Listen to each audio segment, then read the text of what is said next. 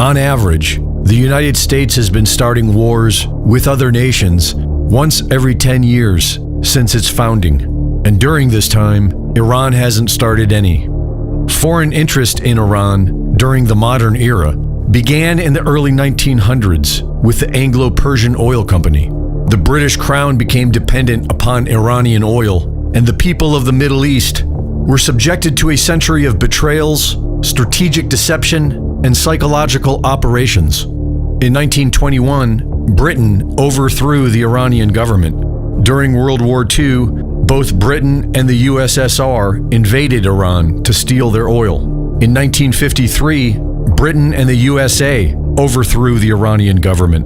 After 9/11 was carried out by the USA and Israel, Osama bin Laden and Al-Qaeda were blamed, assets of Western intelligence agencies, and the foreign Zionists then began a campaign of mass murder in the region that has so far amassed a death count in the millions. And when Zionist forces occupied Iraq, the Iranians knew they were coming for them, and so they prepared accordingly. Less than 48 hours before the United States and Israel attacked Iran on February 28th, the United States had just concluded their most productive round of nuclear negotiations in years and had agreed to meet again in 4 days. The independent mediator announced that a peace deal was within reach and said Iran had agreed it would never have enough nuclear material to create a bomb. Iran had offered full IAEA access to its nuclear sites. Iran offered to downblend its highly enriched uranium stockpiles to the lowest possible level and convert them into irreversible fuel. Technical talks were scheduled for the following Monday in Vienna, and a fourth round of political negotiations was scheduled within the week. But 48 hours later, Trump and Israel launched an attack on Iran. The initial strikes included the nation's leader and 178 Iranian schoolgirls, who were murdered by the U.S. with a double strike of Tomahawk missiles. The so-called Army, Navy, and Air Force that Trump brags about completely destroying were decoys meant to help waste U.S.-Israeli munitions. Iran has clearly been paying attention to the Zionist protocols of war and have developed a deterrent that secures their sovereignty. The real military is underground. A massive city of tunnels has been built beneath the entire country, with a stockpile of missiles to rain down daily for years. This underground city is well beyond the depth for U.S. and Israeli bunker busters, and it seems to have an endless amount of launch sites throughout the entire nation. Their weapon systems are all custom-made to defeat the Zionist war machine. Thousands of drones launched in swarms to overwhelm defense systems. Missiles with no fins upon re-entry, making it harder for radar to get a lock. Missiles that steer away from predicted flight paths to evade interceptors. Missiles that deploy several other warheads that evade interceptors.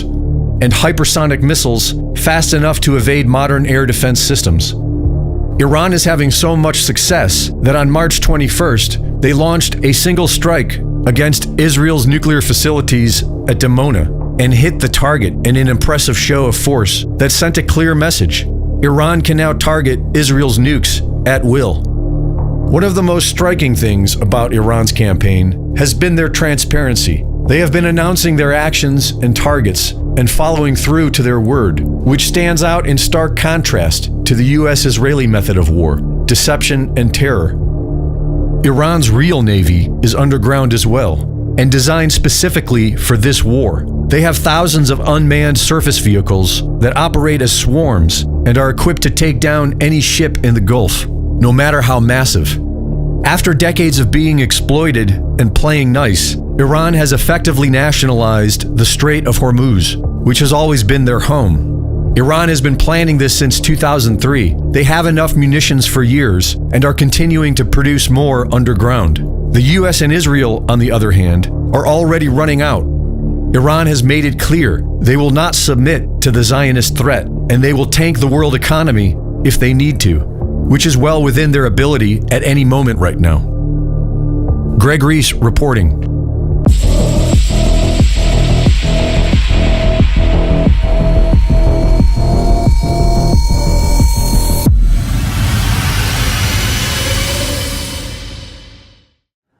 All right, you guys. Hello and welcome to the Diamond Report Live. I barely had the ability to get my camera working tonight, so it looks a little different. But anyway, hopefully it will be all right and continue functioning. If not, we can always turn it off like that. But we'll leave it on. Anyways, hello and welcome. It is Doug Diamond. You are at the Diamond Report Live. It is 9:11 p.m. on 3/29/2026. Yes, and it does appear that we are in the midst of the beginnings of what one might call World War III. And there are more and more discussions just at a serious level about this thing going nuclear. Thermonuclear. Can you believe that? And for what reason? It just makes no sense. But then again, we are living in the end times, which is what this show is all about. The Diamond Report Live, breaking news that proves we are living in the end times. So let's take a look at the news. We've got a few things to check out tonight, and I did have a special presentation thing that I wanted to leave time for tonight. Hopefully we can squeeze everything in. So we will see. We are going to address a prophecy that has only recently come to my attention. It's been around for a while. I did not know about it until really yesterday. A guy named Chris Bledsoe, and he has a book called The UFO from God, or UFO of God, or something. And so there's a prophecy associated with him, and we're going to take a look at that a little bit later tonight, but we're going to have a look at all the news items first, like we normally do, and we'll see where it goes. So anyway, hello and welcome. Yeah, let's look at HalTurnerRadioshow.com, which is where we normally start. Breaking news earlier tonight, just a little while ago, actually, desalination plant hit in Kuwait. 8:56 p.m. Eastern, reports are storming in from Kuwait saying the Iranian missiles have struck a desalination plant in Kuwait. Desalination is the process of removing salt and minerals from seawater or brackish water to produce fresh water for drinking, irrigation, and industrial use. It is a crucial growing solution to a global water scarcity. With over 16,800 plants operating worldwide, producing nearly 17 million, more than a gallon, I guess, per day. How it works: reverse osmosis, the most common modern method, using high-pressure pumps to force seawater through semi-permeable membranes that trap salt, filtering out 99% of contaminants. They probably don't add fluoride to it, I'm guessing. Anyway, here's some other benefits and potential drawbacks and challenges, but it is interesting that the Iranians are attacking that. Of course, you know, it's kind of to be expected. They have said that that's what they're going to do if the U.S. and Israel continue doing what they're doing, and they are, of course. Next report here from Hal, U.S./Israel bombing Iran power plants, which is exactly what they said they would not do. At least give them a few days or whatever, but nope. They're going ahead, apparently. A little over 2 hours ago, this is earlier today, reports started coming in saying the U.S. and or Israel had begun bombing power plants and other infrastructure inside Iran. These claims were viewed with great skepticism because Trump explicitly and publicly said he was ordering a postponement of any such infrastructure attacks for 10 days. That is until April 6th at 8 p.m. Eastern Time. Yet, here we are at 6 o'clock Eastern Time today, March 29th, and the video below came in showing Tehran without electric power. So, dark video here, I guess, of Tehran. The United States has just bombed Iran power plants, leaving hospitals and homes without electricity for millions of people. Thinking about dialysis patients, babies in NICU, and others. People will die. Innocent children will die. This is a crime against humanity. Yeah, that's what Israel and the United States apparently is really good at.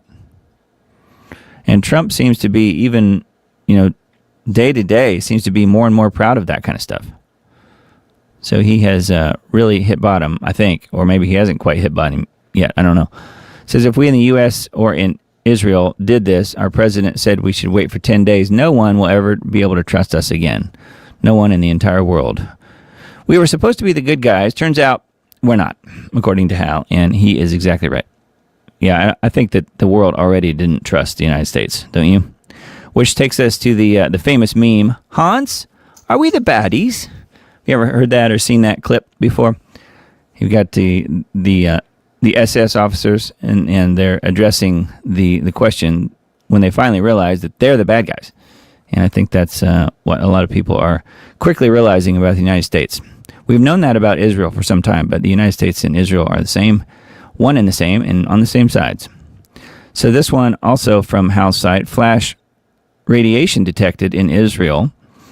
After an Iranian missile struck a discrete building in Israel, a large fire with a thick smoke erupted. Now authorities are reportedly detecting radioactive fallout, quote unquote.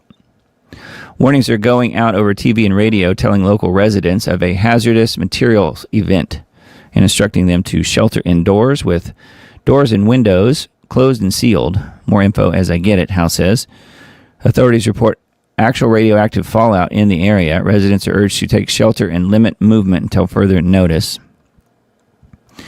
Then a little bit later today, he said, I have been told that these are standard Israeli Home Front Command safety guidelines in both Hebrew and Arabic. For a hazardous materials incident, they are being broadcast on local television inside of Israel. I'm also told that Iranian missile shrapnel today hit a chemical plant in Neat Hovav, an industrial zone near Beersheba. Here's a video of the aftermath of that missile strike, which it's really short, but you can see it here. Fire rages in Beersheba, and an emergency is declared in the area. Is Iran done holding back? Yeah, really. So I guess a little more here on that story. An Israeli fire department official at the scene of the Iranian missile strike in the Ramat Hovav complex, Beersheba, says you can see a secondary explosion in the background. The complex is home to Rafael Advanced Defense Systems, Israel's government arms company responsible for the development and production of missiles and radioactive defense systems. How about that? The complex hosts 19 chemical factories, including pesticides, bromine, and pharmaceutical plants. Authorities have warned of a potential hazardous chemical leak, evacuating the surrounding area as a precaution. Yeah, you don't say. It says one chemical confirmed to be leaking is ammonia. People are being explicitly warned that it is at suffocating levels and will cause severe burns of the respiratory tracts if it is inhaled. So, man, bad news there if you are Israel. Drone intrudes on Palm Beach airspace as Air Force One takes off. A drone flew dangerously close to Palm Beach International Airport while President Trump's Air Force One was taking off, prompting an immediate ground stop and the scrambling of helicopters to investigate the airspace. According to reports and live announcements from Delta pilots on the ground, the drone came too close during the departure phase, triggering standard security protocols under the temporary flight restriction in place for the presidential movement. Helicopters were quickly dispatched for a visual sweep of the area. The ground stop lasted approximately 40 minutes before being lifted. Normal airport operations resumed. The drone's origin and operator remains unknown. FAA is investigating, so Secret Service. Yeah, and Hal says, I don't like the narrative being built right now. Yep, well, we know if there's one thing that Iran is really good at, that would be drones. And I saw this one too from his same site, HalTurnerRadioShow.com. Dutch fuel reserves down to 6%, give or take. A food crisis is in the making. Dutch gas reserves are at 6%. The Netherlands is the second largest food exporter. 80% of export vegetables come from greenhouses. Those greenhouses depend on gas. This is how an energy crisis turns into a food crisis. The Hormuz crisis is cascading through the entire global economy. Hal's remarks here says, I've been telling you, both on his website and radio show, to buy emergency food. And we won't go into that, but I'm sure many of you guys already know to get yourself stocked up as best as you can. I know people just do the best they can, and you can only afford so much, and you can only store so much. However, I just wanted to mention it, and something Hal is constantly harping on, and rightfully so. It's important. All right, we've got a few articles from needtoknow.news.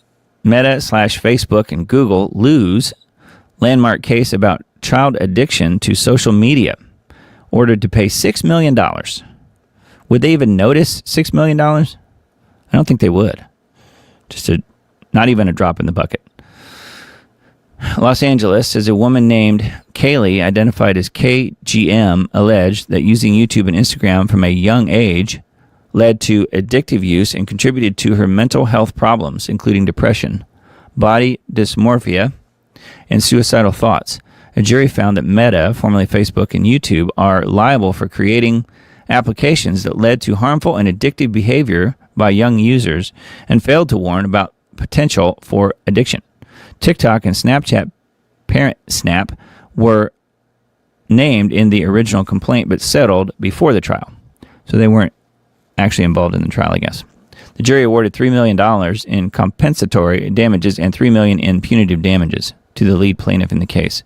The case against Meta and Google proceeded as the first bellwether trial in a massive coordinated proceeding involving approximately 1,600 similar lawsuits filed by individuals, families, and school districts. So very interesting, huh? Somehow I think for them, just like Big Pharma, it's probably something they can chalk up to the cost of doing business, unfortunately. But it's good to see, though, that they're losing cases in court now, so I think that's a plus. CIA accused of poisoning the sky with toxins as files expose secret weather control agenda.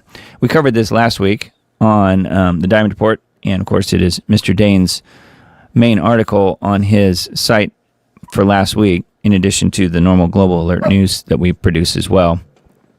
And this one, though, is kind of a further commentary on that, on the Daily Mail story that came out.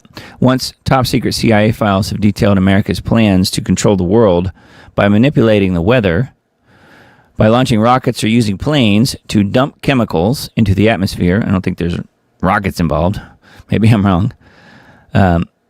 That alter the climate in local storm systems. Memos from 1965 under the Lyndon Baines Johnson regime noted that federal funding for this secret program was set to be 4 times higher in 1967, the same year that the U.S. began spraying toxins over Vietnam to cause floods and landslides. While giving the commencement address at Southwest Texas State University in May 1962, then Vice President Johnson said, "He who controls the weather will control the world."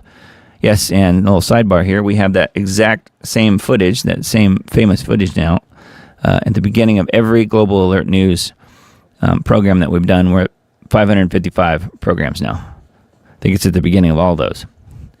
So we've been using it for many years. It's a really good clip, very descriptive. After LBJ became the 36th president, he went on to oversee 2 infamous projects designed to manipulate the weather, Project Storm Fury and Project Popeye, which was used to artificially extend Vietnam's monsoon season in 1967. The U.S. government has maintained that weather modification has been used only to help weaken dangerous storms and induce rain in drought-stricken areas. Yes, they've only been benevolent. They've never, ever controlled hurricanes and made it stay stationary over one area, one city, and flood out entire cities. And they've never done that. They've never created, chemical ice storms like in Nashville just, a month or 2 ago. And they've never done chemical ice nucleation to create massive snowstorms like in Boston and other places. They've never done that. They've only done positive, good things with their weather control. Yeah, right. Anyway, this has further info here from the Daily Mail article as well as Mr. Dane's article on his site. I was looking through it, though, just to see if they even mentioned Dane at all, and they don't. And I'm not actually surprised, because the guy that runs and owns this site, G. Edward Griffin, who I do actually respect, he and Mr. Dane have not really got along real well over the years, so I'm not really too surprised. There's a picture of Dane here as he was interviewed with Tucker Carlson. That's part of this this video clip, but it appears that they couldn't avoid the article about CIA poisoning the sky, so they had to report on it. But it is interesting that geoengineeringwatch.org was not even mentioned in this article, at least not from what I saw, just kind of glancing down through it. So that's interesting. It kind of says a lot from the standpoint of where they're coming from, perhaps. It does have a full article link here that's taking you to the original Daily Mail article, which then that is linked to geoengineeringwatch.org, which, full disclosure, I am the webmaster for that website, have been for many, many years, and know Dane Wigington personally, have known him and worked with him for many years. So it is interesting, though, that Jared Griffin's site here is not even recognizing that site at all, even though it is the de facto site across the world for geoengineering news. So that's really too bad.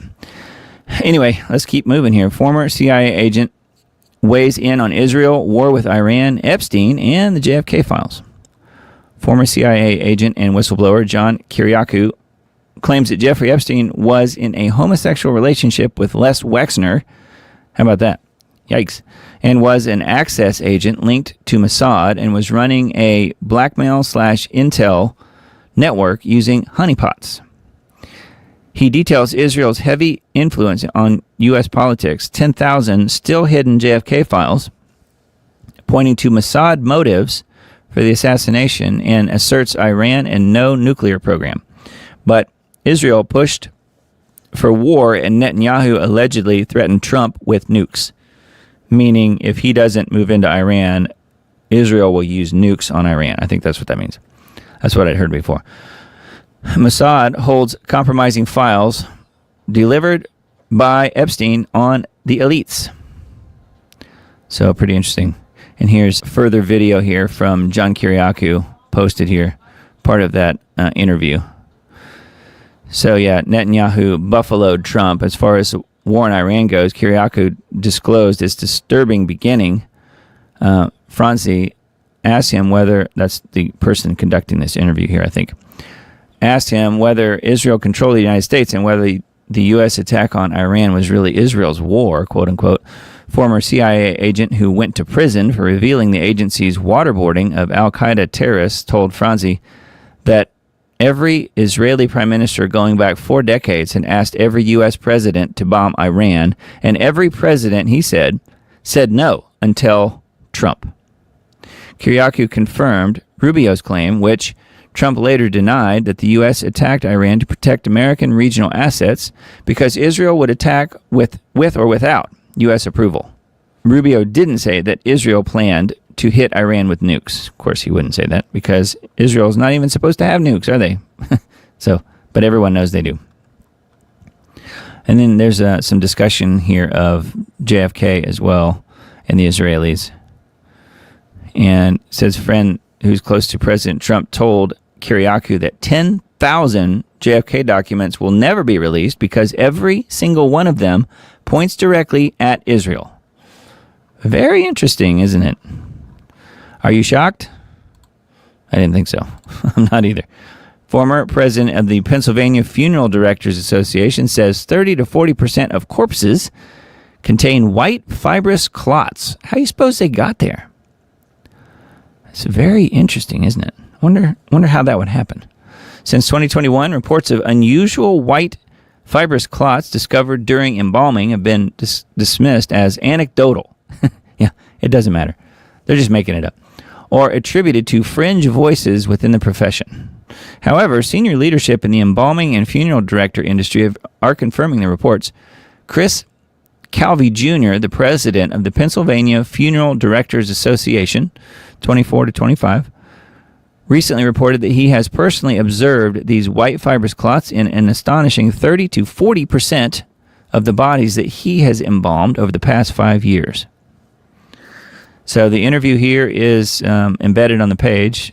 6 years after 15 days to slow the spread, retired U.S. Air Force Major Thomas Haviland and Chris Calvi Jr., former president of the Pennsylvania Funeral Director Association, joined OAN here to discuss the rising rates of white fibrous blood clots.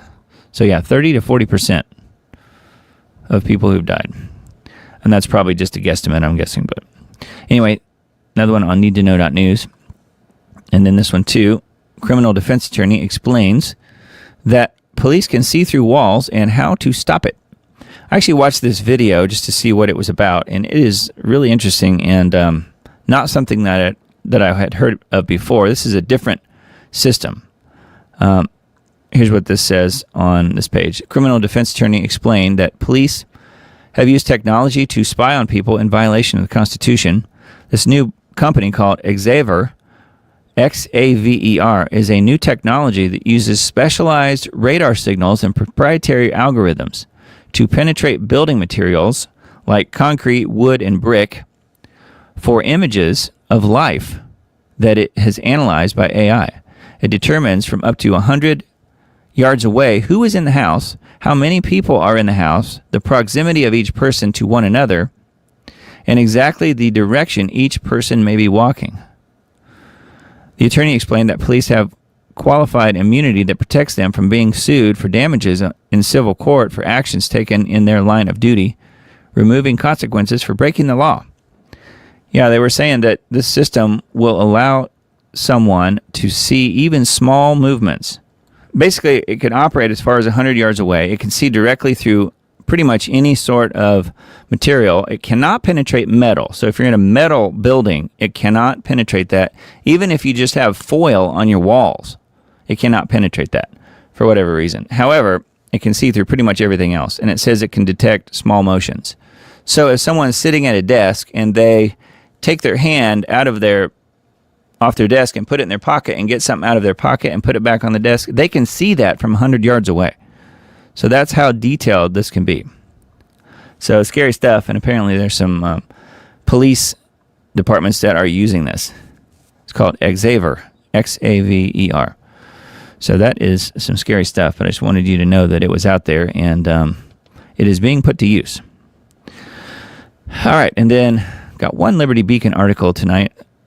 FBI Director Kash Patel defends wholesale unconstitutional purchase of Americans' big tech data. Of course he does. This guy has really turned out to be quite a little loser, hasn't he? Of course, I'm being nice. So we have some quotes here from Thomas Paine and Fourth Amendment quote here from says the United States Constitution, Fourth Amendment, right of the people to be secure in their persons, houses, papers, and effects against unreasonable searches and seizures shall not be violated, and no warrants shall issue, but upon probable cause, supported by oath or affirmation, and particularly describing the place to be searched and the person or things to be seized. That's the Fourth Amendment. And it says, unfortunately, the ease with which the government now enjoys the ability to surreptitiously, without meaningful oversight or the knowledge of the mark, stock large amounts of highly personal information on American citizens, which, unlike the physical search of a residence, for example, are not easily documented by watchdogs, complicates the ability to restrain the government, which by its nature, as is the case for any human organization, as the founders warned, in constantly interested in expanding its powers and authorities. At a recent Senate hearing, FBI Director Kash Patel, in a much underreported exchange with Senator Ron Wyden, defended the agency's longstanding but previously unacknowledged practice of buying data on American citizens wholesale from big tech. The capacity to collect, which again has been greatly enhanced by the use of AI to comb through electronic communications, and will only be further enhanced with the progression of time. So here's the exchange here in the video. He says, the FBI uses all tools, Senator. Thank you for the question. To do our mission, we do purchase commercially available information that's consistent with the Constitution, yeah, right, and the laws under the Electronic Communications Privacy Act. And it has led to some valuable intelligence for us to be utilized with our private and partner sectors. I don't believe him. He's a little worm. I knew when he was being interviewed for the job way back when Trump was first elected, and he was sitting in front of Congress, and he lied on the stand that this guy was going to be trouble. And if you remember, maybe you don't, he lied specifically about being on what's his name's radio show, his podcast. And he was on that show 8 different times. And he specifically lied about not knowing who the guy was, and acted like he'd never heard of the show before. When, obviously there's a lot of video out there of him being on that show. So anyway, he lied about it. And I was wondering then what we were going to get when Kash Patel was brought in, and now we know. Now we know. Technocracy.news article. There's just one for tonight. I felt like the other two weren't really that important. So this one is, though, is the Trump administration signaling push into humanoid robotics? Figure 003 robot was created by Figure AI, a company whose website states, move fast and be technically fearless. Hesitation is the enemy of momentum. We are tackling today's most complex technological challenges by testing, experimenting, and taking calculated risks to embrace the unknown without fear of failure. This mimics Zuckerberg's philosophy, move fast and break things. That was a little blurb there from Patrick Wood, the guy that runs this website. White House on Wednesday hosted an education summit featuring First Lady Melania walking side by side with an American-made humanoid robot. Yeah, there it is here. I don't know if you guys saw that or knew about it.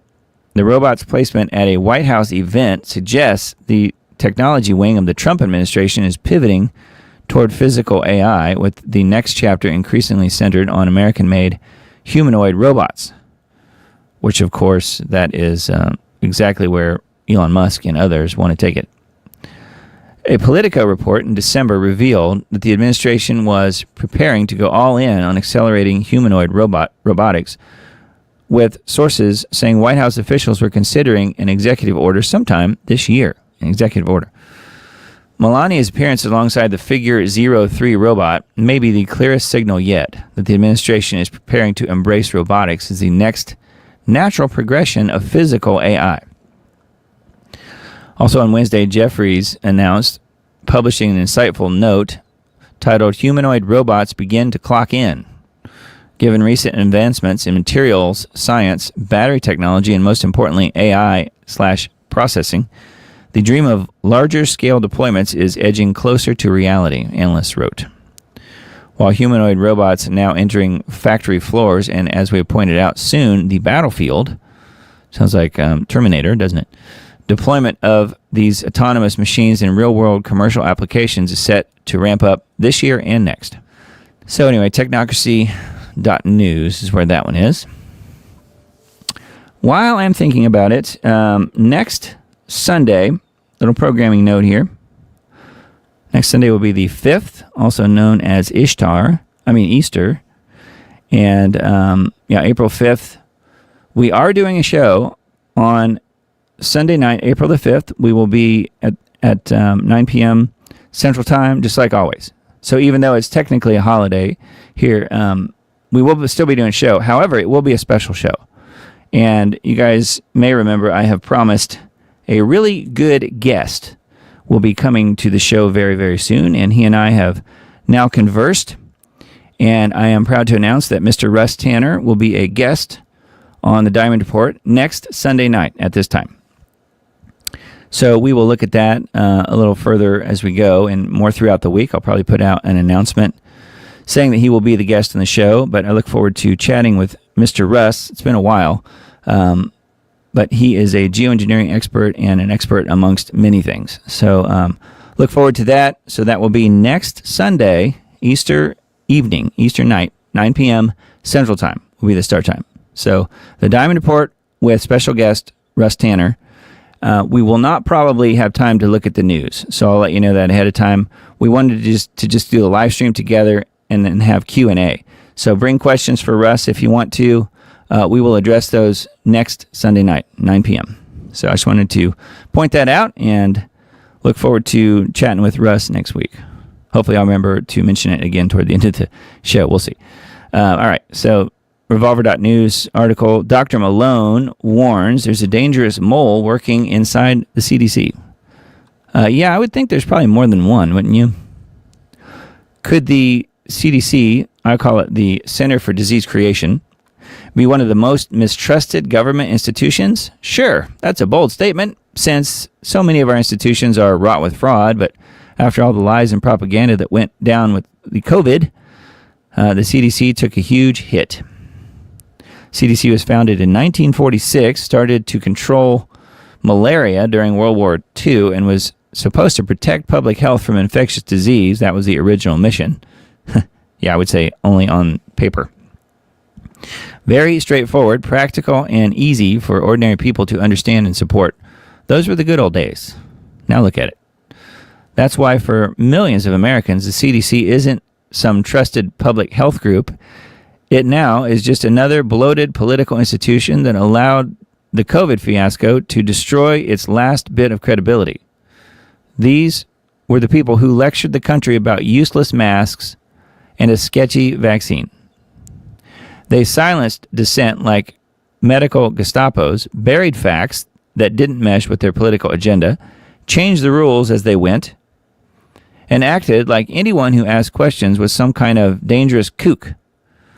They exposed themselves, and once that happened, a lot of Americans stopped seeing experts and started seeing activists in lab coats. Trust is dropping like a sack of hammers. Amen to all that, I think. Very true. And now, the highly respected Dr. Malone is adding to the CDC rubble by suggesting there's a dangerous mole working inside the CDC. If there really is a mole or saboteur operating inside the CDC, that would make sense. And further prove how this agency isn't a neutral public health institution. It's operating more like a left-wing NGO, with political players protecting themselves, the COVID narrative, and working against Trump and RFK Jr.'s Maha. Yeah, well, Trump is also working against RFK Jr.'s Maha. Dr. Malone believes the CDC is an agency that is rotted and beyond repair. Yeah, of course, here's Dr. Malone. If you guys weren't aware of him, I'm sure many of you are. Dr. Malone is revealing that Secretary Kennedy appointed someone to be operationally in charge of ACIP and several other aspects of the CDC who now appears to have been a saboteur. So anyway, we got an embedded video here. We won't watch that, but we'll link to this post. It's on revolver.news, but we'll link to this in the Substack that I send out on Tuesday. It says, what a mess. So basically, the same institutional rot that helped bulldoze the public during COVID is still being protected from the inside by bad actors. I would also add, and also Trump. Trump is just as bad of an actor at this point. These types aren't just hanging on to old lies. Malone says they're still working hard to preserve the narrative, suppress the damage, and block anyone who might finally share the truth and demand accountability. At this point, the CDC's legitimacy problem is getting bigger when it should be shrinking. Americans already watched this institution choose narrative over truth during COVID. So yes, well said, well said. Anyway, there's a little bit more here. And some videos embedded, so that is on revolver.news. Yeah, Dr. Malone, I follow him on his Substack. He does put out a lot of really good information. This is on a site called the National Interest. Drone warfare has come to the United States. An apparent drone swarm near a U.S. Air Force base unveiled numerous vulnerabilities in homeland air defense. So did you guys know about that? Amid the raging conflict in the Middle East, the astonishing events at Barksdale Air Force Base earlier this month have attracted only limited media attention. It is reported that swarms of unidentified drones repeatedly loitered over Barksdale between March 9th and 15th, drawing no publicity, known effectively response from the military or the Department of Homeland Security. Barksdale is the headquarters of the Air Force's Global Strike Command, which is responsible for the nation's nuclear intercontinental ballistic missiles and strategic bomber forces, including the B-2, B-1, and B-52 aircrafts. The base is home to the 2nd Bomb Wing B-52s and is the central hub of communications and logistical support for coordinating and directing those forces. The fact that potentially threatening drones were able to operate over such a critical complex with apparent impunity over several days, after a similar event spanning 17 days occurred more than 2 years ago at Langley Air Force Base, is astonishing. Reports indicate that Barksdale personnel were repeatedly ordered to take cover as drones roamed over buildings and aircraft. I wonder why they didn't just shoot them down. That there was no reported effective response to that incursion comes as no surprise to those who have been calling for an overhaul of how the U.S. homeland is protected. The truth is, that homeland defense today remains largely centered on deterring nuclear threats, such as ballistic missiles and bombers flying over northern polar regions and launching ordnance into North America. Decades ago, the North American Aerospace Defense Command, NORAD, and the United States Northern Command, called NORTHCOM, were organized primarily to deter a strategic attack utilizing weapons of mass destruction.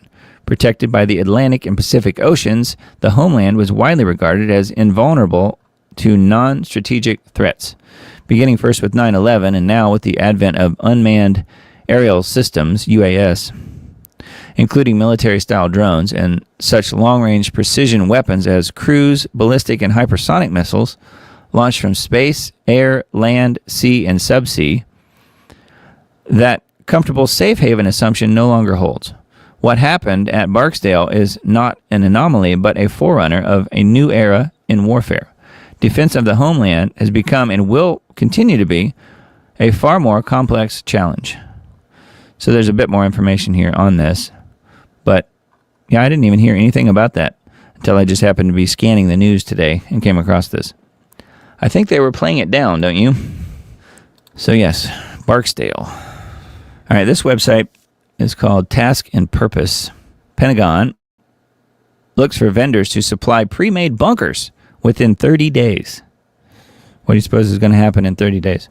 The request was issued Monday for companies to submit possible delivery timelines for 3 days, 15 days, and 30 days, and include information about the highest threat level that the bunkers could withstand. Nice. Lovely, huh?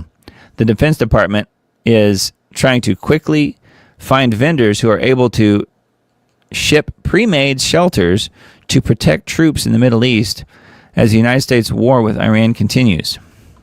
The department is looking for information from private contractors who can provide prefabricated, transportable, hardened shelter systems designed to protect personnel from blast and fragmentation threats, according to a new federal contract notice posted on Monday.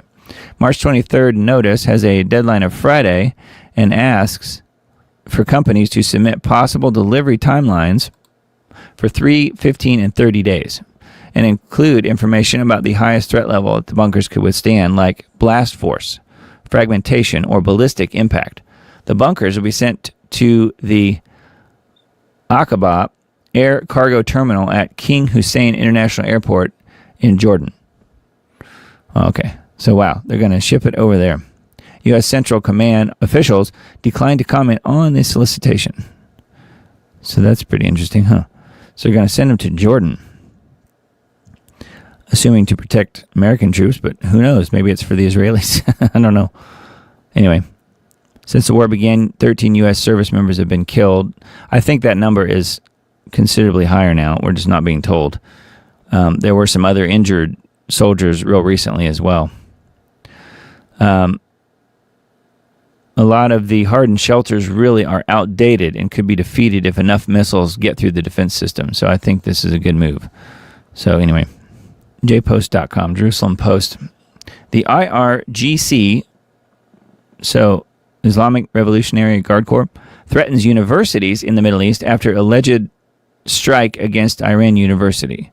The IRGC threatens staff, students, and civilians living near universities to maintain a distance of 1 kilometer from the sites to preserve their lives.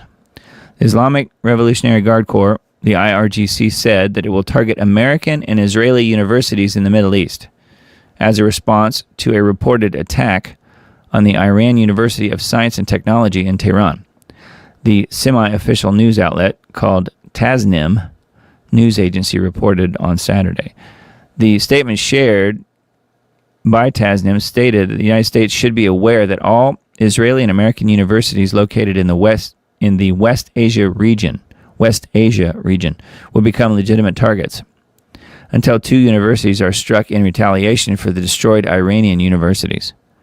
Wow. The IRGC threatens staff, students, and civilians living near universities to maintain a distance of 1 kilometer from the sites to preserve their lives. Wow. So yeah, they're going to, looks like, at some point, take out 2 universities. So they're saying stay far away. unless you want to die. Yeah, so that is an article on Jerusalem Post. That's where that one is. Back to the lovely, trustworthy guy named Kash Patel. FBI confirms hackers targeted Kash Patel's personal emails. Iran-linked hacking group called Handala posted documents and photos they claimed to have been stolen from the FBI director. FBI on Friday confirmed that the hackers targeted the personal emails of Director Kash Patel. How about that? Hours after an Iranian government-linked hacking group posted documents and images online, claiming to have stolen them from Patel, from his Gmail, essentially. In a statement, FBI confirmed the agency was aware of malicious actors targeting Patel's personal email information. We have taken all necessary steps to mitigate potential risks associated with this activity. The information in question is historical in nature and involves no government information. FBI added the statement did not include details on who was behind the attack. The FBI will continue to pursue the actors responsible. They're always actors. Support victims and share actionable intelligence in defense of networks. Yeah, I'm looking to see if it mentions some of the photos. I know there were photos that were released of him, like smoking cigars and kicking back and doing stuff like that, but I don't think it was anything too crazy. Targeting in Patel's emails indicates the Iranian attackers are likely still seeking to disrupt the U.S. and its allies as the Iran war stretches into its second month. Yeah, well, I would think so, being how the U.S. and Israel have picked a fight with them. So, not that surprising. Okay, came across this one, and we mentioned El Salvador on the broadcast before. So apparently they're having quite the renaissance. It says, El Salvador is having a renaissance filled with new buildings and enchanting spaces. One of the saddest things about modern life is how nobody seems to care about beauty anymore. Look around you. Everything is ugly now. Cold glass boxes, drab concrete slabs, and those ghastly strip malls that look more like storage units. We're surrounded by modern buildings with no soul, no permanence, no meaning, and no belief that human beings should live among beautiful things. We are surrounded by structures that feel temporary, joyless, and cheap. Because that's exactly what they are. So yeah, that does make sense. The aesthetic city. Both look fine, they say. This kind of relativism is brain rot. What is in the right picture is objectively superior in every way, and will still be there after 200 years. What's in the left picture will be gone and forgotten. So that's what we're looking at here. So we have a left and a right. So this is an aesthetic city. So we have the gone and forgotten trashy look, and we have the very nice superior look here. It says these days they want everything to look ugly so you can't tell when it was built. That's a good point. Before and after. So you have the courthouse, I guess. One of those arguments modernists use against new traditional architecture is that people won't be able to know how old the buildings are. Yeah, I guess so. It's depressing. The truth is, oldness had character and soul and life. It beckons you to explore and wander or just sit and take it all in. The old had a character that today just cannot match. My evidence says, according to this person who tweeted this. So yes, plenty of character here, huh? A long time ago, people built things to honor God, to reflect order, to lift the human spirit, and to leave behind something that was deeply worthy of admiration. Beauty mattered because it said something about what people believed in, and that life had meaning and standards. The stunning Art Nouveau beauty of Julian in Paris. Since 1906, much inspired flower women in stained glass, majestic Majorelle mahogany bar, floral tiles, and breathtaking glass ceiling. So this is what we're talking about here. Look how beautiful that is. Now, most of what gets built is driven by corporations, developers, bureaucrats, and efficiency freaks whose bottom line is money, speed, and quantity. Beauty is too expensive. Some of the ugliest buildings, I guess, in the U.S. is what they're saying here. J. Edgar Hoover Building, Boston City Hall, the Verizon Building, and the Watergate Complex. All the fancy, beautiful stuff is reserved for private homes and gated compounds and luxury toys for the elites, don't you know? Well, that's what Nayib Bukele is doing in El Salvador, and it's so magical. First, he took his country back from the gangs. And this is some of the gangs here. This is some of the people that they've arrested en masse. Crime rates have plummeted. Let's see if there, you can see huge numbers of these guys with all the tattoos. Crime rates have plummeted. El Salvador has reduced its homicide rate by over 98% in the last 10 years. 98%. People say freedom and safety are opposing goals, but you cannot have freedom without a baseline level of security. Okay, and then it's getting into how it used to be a dangerous place and it no longer is. So these are just some of the buildings here, what we're talking about in El Salvador. So there's some really neat ones. So it goes on. There's quite a bit here. And other videos and stuff. So I thought that was kind of interesting just because I think it makes a good point. We're used to the convenience and the ugliness at this point. Not so much beautiful buildings. There still are some, but not nearly as many as there used to be. And it does make sense how people are starting to get into the whole, Tartaria issue, where some of those buildings that were built way back when in the 1800s and hundreds and hundreds of years even before that, people just don't understand how humans at that point could do that. And it kind of makes sense because we're used to seeing mini malls now, shopping malls and stuff, and that's it. Anyway, I thought that was kind of neat. Iran claims destruction of U.S. spy plane.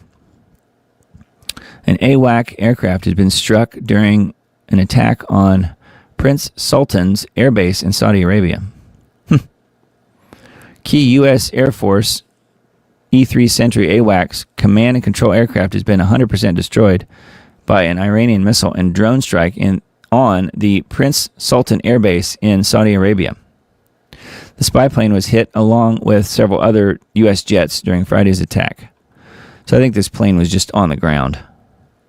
Up to 6 ballistic missiles and 29 UAVs, so drones, were used, leaving at least 15 U.S. troops wounded. So here's more wounded U.S. troops, including 5 in serious condition. So, and then here's what's left of the planes. And we got one more article, further information on that. This is on InfoWars. Iran destroys U.S. AWACS jet at Saudi airbase. So that's what one looks like. In a major feat that comes weeks after the White House claimed that Iran's ballistic missile capability had been functionally destroyed, Iran has laid waste to one of only 16 American E-3 Sentry airborne warning and control systems, AWACS, aircraft in the world, sending $500 million worth of technology up in smoke and crimping the U.S. military's ability to maintain situational awareness. The same attack also damaged several aerial refueling tankers and added a dozen service members to the tally of more than 300 who've been wounded. In recent days, foreign satellite images showed what appeared to be major damage at Prince Sultan Air Base, which is a U.S. military base located in Saudi Arabia. Images show damage on the base's main apron, which holds high-value aircraft. Yeah, you can see the airplane here. So, yeah, it was just sitting on the ground, of course, but man, totally destroyed. A little more than damaged. So there you go. Probably not hearing about that too much on Fox News. White House renamed Epstein Island on Google phones, according to Washington Post. So how about that? A tech giant has blamed the incident on a fake edit on its mapping platform. The White House was briefly renamed Epstein Island for some Google Pixel phone users, the Washington Post has reported. The term is used to refer to the Caribbean island of Little St. James, which has been owned by convicted pedophile Jeffrey Epstein. According to the prosecutors, it served as the venue for sex trafficking and other abuses involving some high-profile figures in business and politics. WAPO, Washington Post, said in an article on Saturday that when its journalists tried calling the White House switchboard earlier this week, the name on the screen indicated that they were contacting Epstein Island. That is funny. So somebody has a sense of humor out there. So yes, the White House, also known as Epstein Island. Well, it certainly was when Bill Clinton was in there. We know that.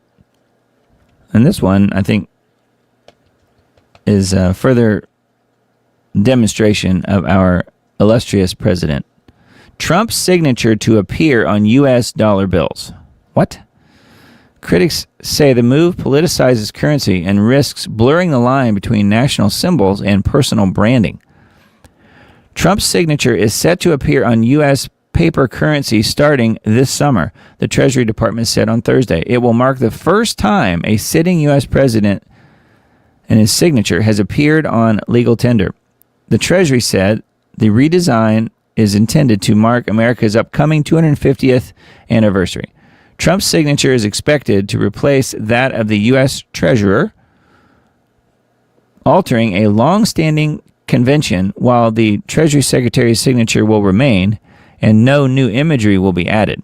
Treasury Secretary Scott Bessent said the move is appropriate for the semi-quincentennial, 250, calling it a way to recognize the achievements of both the country and President Trump. Yes, all of his achievements thus far. He said that the first $100 bills bearing Trump's signature alongside his own will be printed in June, with other denominations to follow in subsequent months. So there you go. I was going to say, if they're going to only put him on $100 bills, I will never see one. I'm just joking. But, it's interesting. Somewhere I saw where that hasn't happened since the 1800s, where a president was putting his signature on U.S. currency. Of course, it's Federal Reserve notes, as we know, but, it is kind of interesting. Okay, and then this one just further proves where we are as a society, I think. Just as an example, U.S. warns travelers that Hong Kong could demand passwords. A change to Hong Kong's national security law this week criminalizes any refusal to give police passwords to laptops, phones, or other personal devices. The U.S. consulate in Hong Kong warned on Thursday the change applies to both locals and U.S. citizens, even if they're only passing through the Hong Kong airport, according to the consulate's warning. I have been to the Hong Kong airport, and the first thing that they promptly did was lost my luggage. Yes, anyway, they're really good at that. The security law also now gives local officials more power to seize devices they claim are linked to national security offenses. The U.S. consulate said Americans traveling or living abroad should sign up to receive alerts from U.S. embassies and consulates and should contact the Hong Kong consulate if arrested or detained. Yeah, how can you if they take your phone? Since November 2024, the State Department has urged travelers to be more cautious in Hong Kong and mainland China. Authorities there are known to arbitrarily enforce vaguely defined offenses under security law. But yeah, I mean, they are part of China now, so I guess it does sort of make sense. But the point is, you may see other cities, other places doing this before long too. It's hard to say. Giving up your passwords. So, of course, this is a little quiz for you. What would be the first thing you would do if you had to give your password up, traveling somewhere like that? What would be the first thing you would do when you, Matt says, I won't be going to Hong Kong anytime soon. Well, the point is, they're doing it now, but others may do that. And so if you're forced to give them your password, the very first thing you should do upon getting your device back and getting out of that checkpoint is to change your password. That's what I was getting at. But, yeah. they're going to say, passwords are compromised, and before long we have to go to the mark. You have to take the mark so we can access everything. All right, let's see here. Headline USA articles. So in the States here, we had the No Kings protests yesterday. I saw some myself, actually, out driving around just in a small town area. Probably where I was, just in a small town in Tennessee, driving around yesterday. Probably 150 people out demonstrating. No Kings protesters. People protesting Trump, essentially, is what that is. Which I don't like him, but I mean, not anymore. Being how he's lying left and right and getting us in wars that we have no business to be involved in. But, a lot of these people are serious TDS type of people who are Trump derangement syndrome sufferers. And we'll see that here on this article. Dozens of unruly No Kings protesters arrested after officers hit by bricks. I didn't see any of that yesterday, I must admit. Authorities in L.A. deployed tear gas near a federal detention center and made dozens of arrests after officers were hit by bricks at a No Kings rally, which was organized to protest Donald Trump's actions in the war in Iran. Los Angeles police said Sunday that 74 people were arrested for failing to heed a dispersal order that was given after Sunday's rally ended. One other person was taken into custody on suspicion of possessing a weapon that police described as a dagger. The arrests stood out from what was otherwise mostly peaceful protests. So there was only some burning and looting, apparently. Mostly peaceful. Organizers said there were more than 3,100 events registered in all 50 U.S. states. Yeah, there were a lot. And here, look, even the furries in L.A. got into the protesting. Apparently had nothing better to do. As hundreds of protesters surrounded a federal complex in downtown L.A., some threw rocks, bottles, and broke concrete blocks at officers. 2 officers were struck by concrete blocks, sustained undetermined injuries, and received medical attention. Yeah, they take these pieces of concrete and break them up and then throw the concrete chunks at the officers. They were doing that in L.A. Back when all of the heavy protesting was going on months ago. Nationwide, people rallied from New York with almost 8.5 million residents in a solidly blue state to Driggs, a town of fewer than 2,000 people in eastern Idaho, a state Trump carried with 66% of the vote in 2024. 66. In Minnesota, a flagship event in the Capitol lawn in St. Paul drew Bruce Springsteen as its headliner. Oh, BS.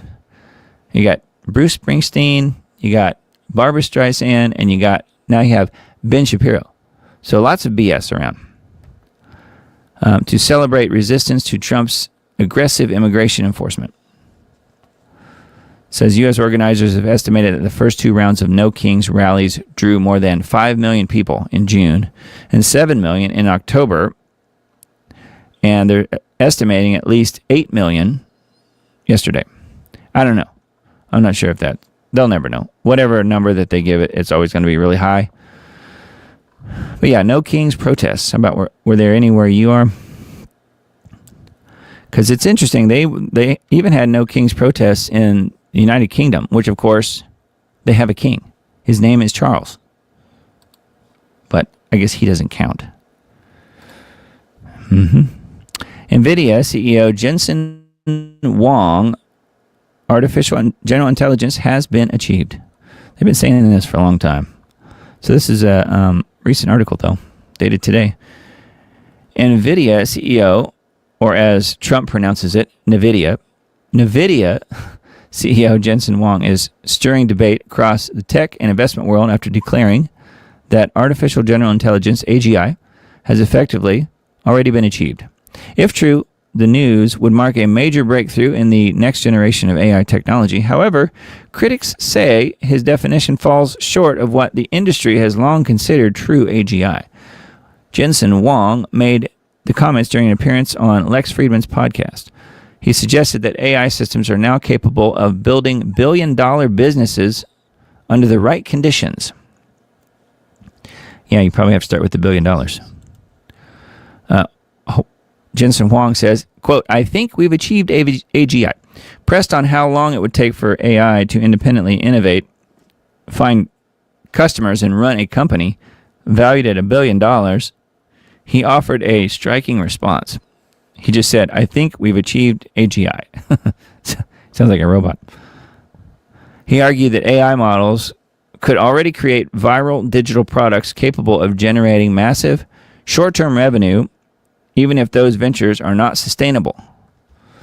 It is not out of the question that Claude was able to create web services that all of a sudden, a few billion people used for 50 cents, and then it went out of business again shortly thereafter, Jensen Huang said.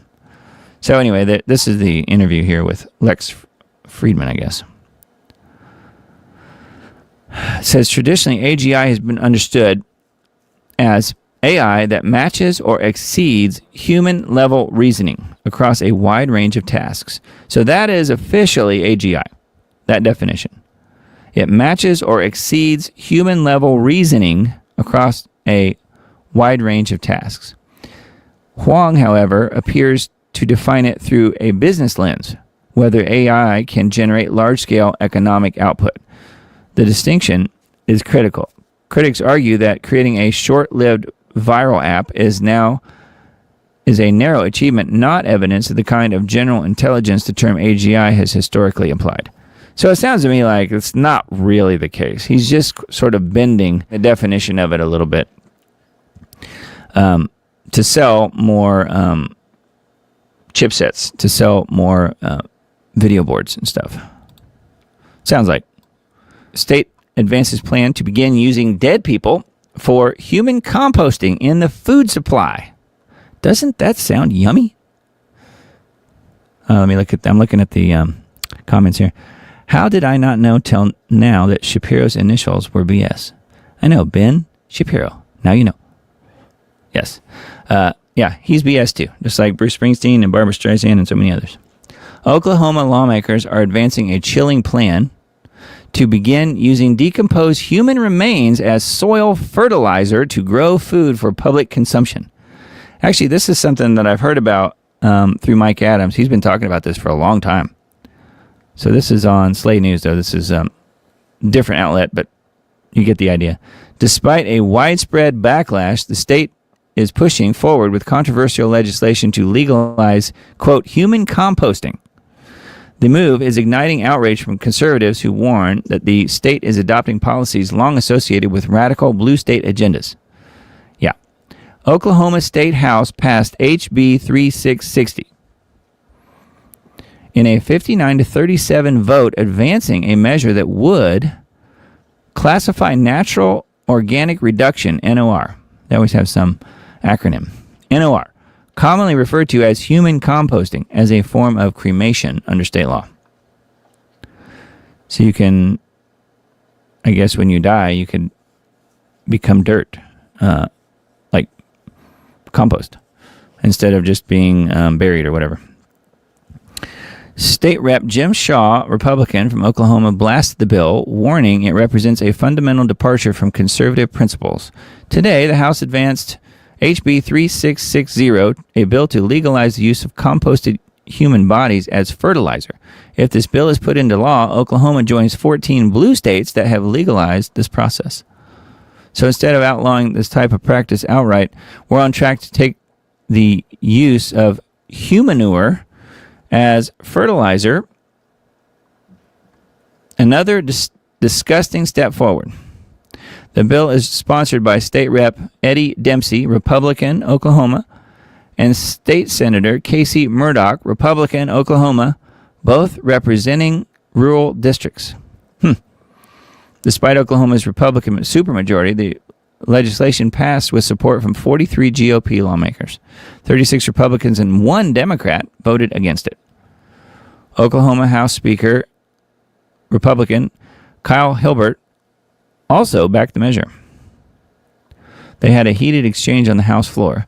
Shaw confronted Dempsey directly before the vote, pressing him on whether human remains should be used as fertilizer.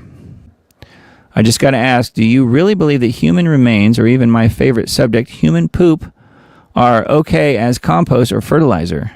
He asked. Do you really believe that? In this situation, yes, Dempsey replied.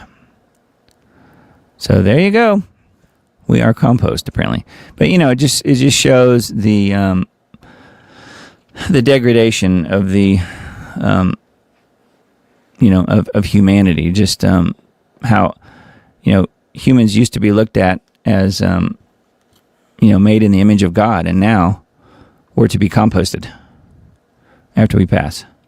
Yeah, jabbed humans in the soil doesn't sound very fertile. Yeah, that's right, Matt says.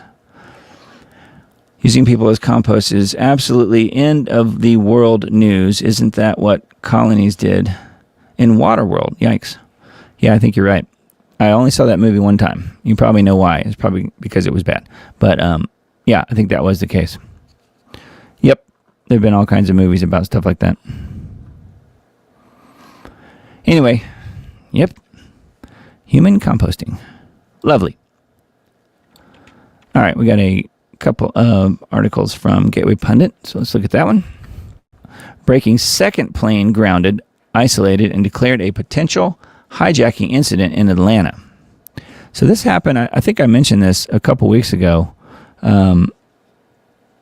when a Nashville plane was, it took off from Nashville, it was going to Fort Lauderdale, and mid-flight there was a guy walking up and down the aisle there, the main aisle in the plane, screaming Allah Akbar, and they had to take him down. He said he was going to blow up the plane.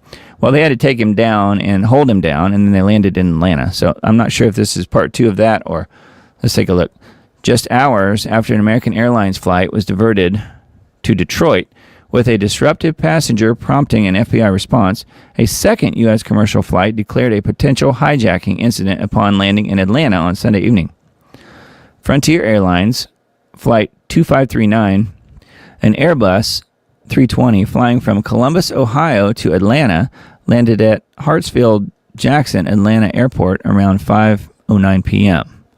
Passengers were forced to deplane on the tarmac they are currently searching the plane in all bags. So this is people videoing, I guess, as they're doing the search. Shortly after touchdown, the crew declared a potential hijacking and security concern. So it sounds like something very similar to what I already mentioned. The aircraft was immediately directed to isolation away from normal airport traffic and followed by emergency vehicles to an inactive runway. So they must have thought there was a bomb on board or something. Video and tracking data show the plane remained isolated on the remote runway for nearly 2 hours as law enforcement and airport personnel responded. According to the crew audio from the incident, a black male passenger seated in 3A allegedly threatened to kill the passenger next to him and claimed there was a bomb on board. Okay. So this is a little different. The crew treated this situation as a potential hijacking threat. Passengers were eventually deplaned and bused to the terminal.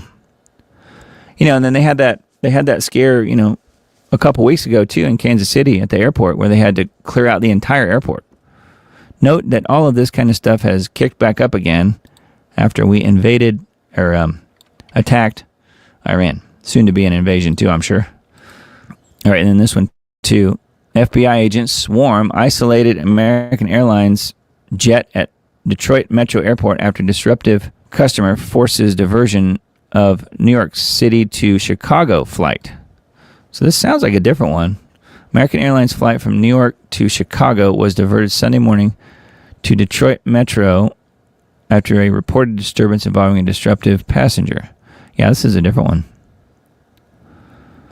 Upon landing, the plane was immediately isolated on a remote section of the tarmac and surrounded by emergency vehicles. Yeah. In a statement released shortly after the diversion, FBI Detroit spokesperson said, I can confirm that the personnel from the FBI in Michigan are present at the Detroit airport located in Romulus, Michigan, conducting law enforcement activities. There is no current threat to the public at this time. American Airlines issued a statement confirming the reason for the diversion. I'm looking to see if this was a bomb threat too. Disruptive customer. Aircraft landed safely. Disruptive passenger was removed from the aircraft.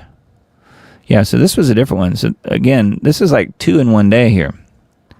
So if you're flying much or at all, just be aware. There's craziness going on. I've got family members who fly almost literally every single week. So we like to try and stay abreast of this kind of stuff. And also, if you happen to be buying Barbie dolls, maybe think twice. Fentanyl and cocaine found hidden in Barbie doll boxes at a discount store in Missouri. At Cargo Largo. Fentanyl and cocaine were found hidden inside the packaging of several Barbie dolls sold at Cargo Largo, a popular discount and resale store in Independence, Missouri, just outside Kansas City. Well, I'm here to tell you, Independence isn't all bad. You know why? Because Independence, Missouri is where I was born. It's where I was born. But not at Cargo Largo. Security at Cargo Largo contacted the Independence Police Department on Saturday after noticing that a suspicious powder had been taped inside the back of one of the Barbie dolls' cardboard packaging. Field tests indicated the presence of fentanyl. Wow. It's a good thing. It's a good thing some little girl didn't get a hold of this and instantly die. Officers immediately launched an investigation with the store to determine how many packages contained the drugs had been sold. Law enforcement confirmed that five Barbie doll packages from the same shipment sold between March 19th and 20th contained the substance. Wow. Working with the staff of Cargo Largo, I've never said the words Cargo Largo so many times as tonight. And using store records and customer outreach, police located and recovered all 5 packages within hours. How did they not get opened up, though? I don't get that.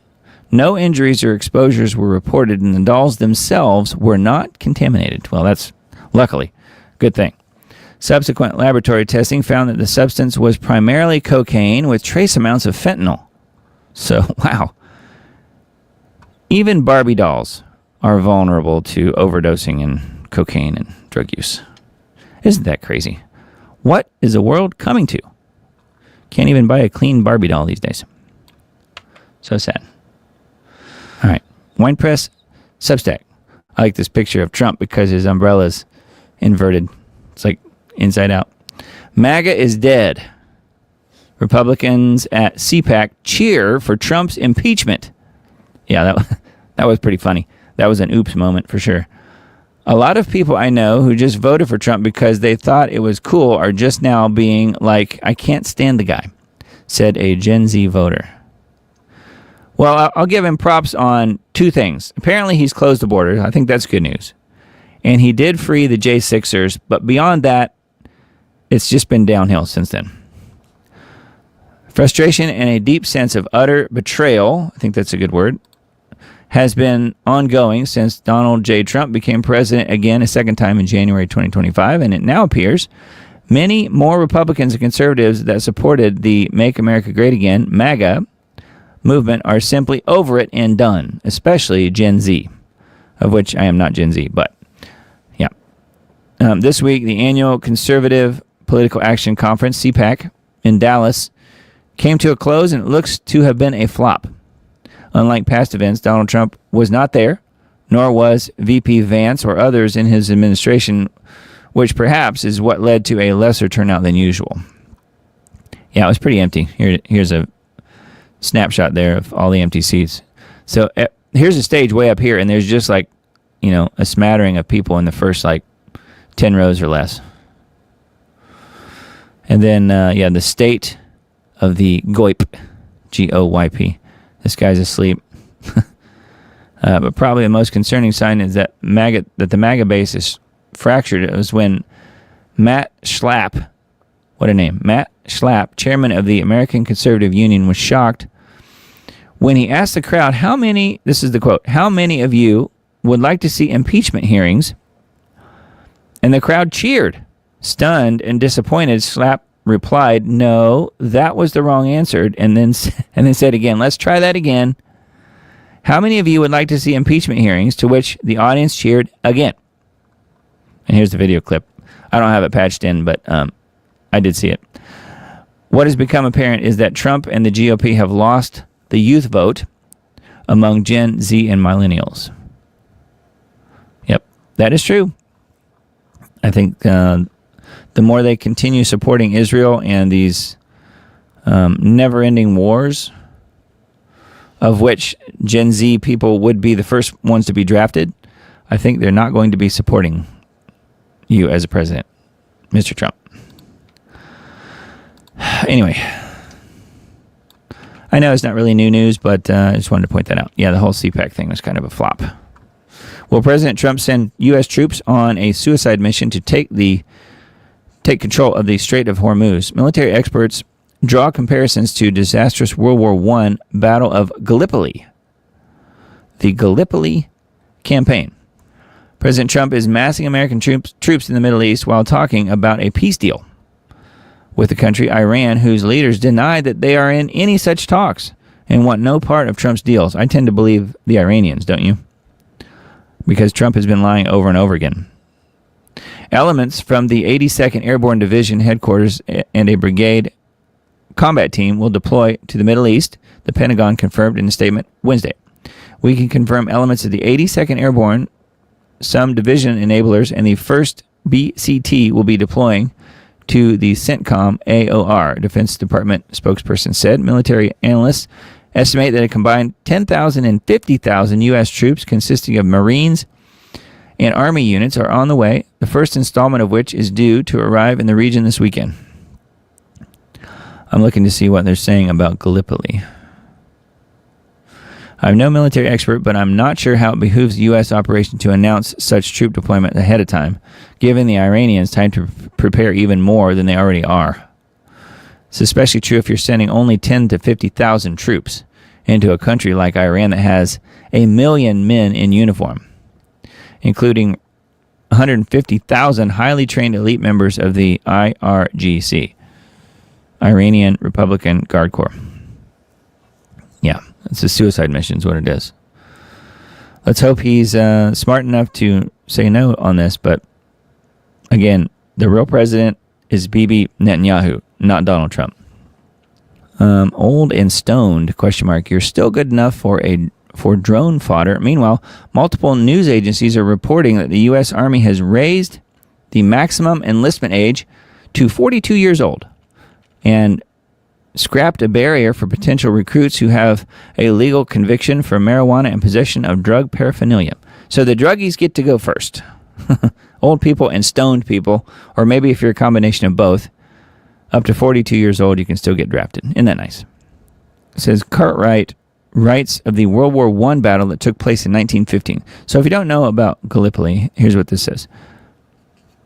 This major expedition involved British, French, Australian, and New Zealand troops and was launched to break through the Dardanelles into the Black Sea, thereby providing a new supply route to Russia. The Ottoman defenses remained robust, and an 8-month-long trench battle of attrition ultimately ended in an Allied withdrawal. Infamous as a costly failure, the campaign resulted in 250,000 Allied casualties. 250,000. And its staunchest promoter, Winston Churchill, was sacked from his role in the British Admiralty. So yeah, we could be looking at another situation like that.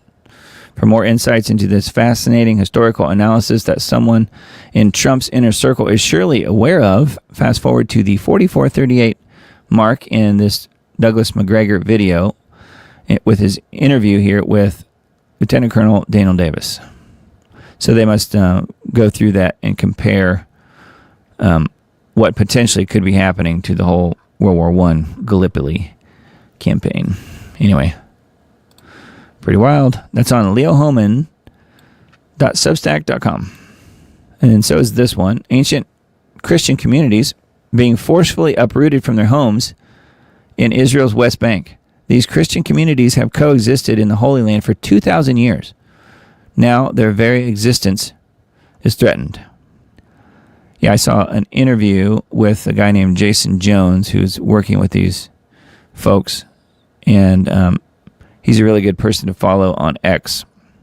Jason Jones of the Vulnerable People Project is what it's called.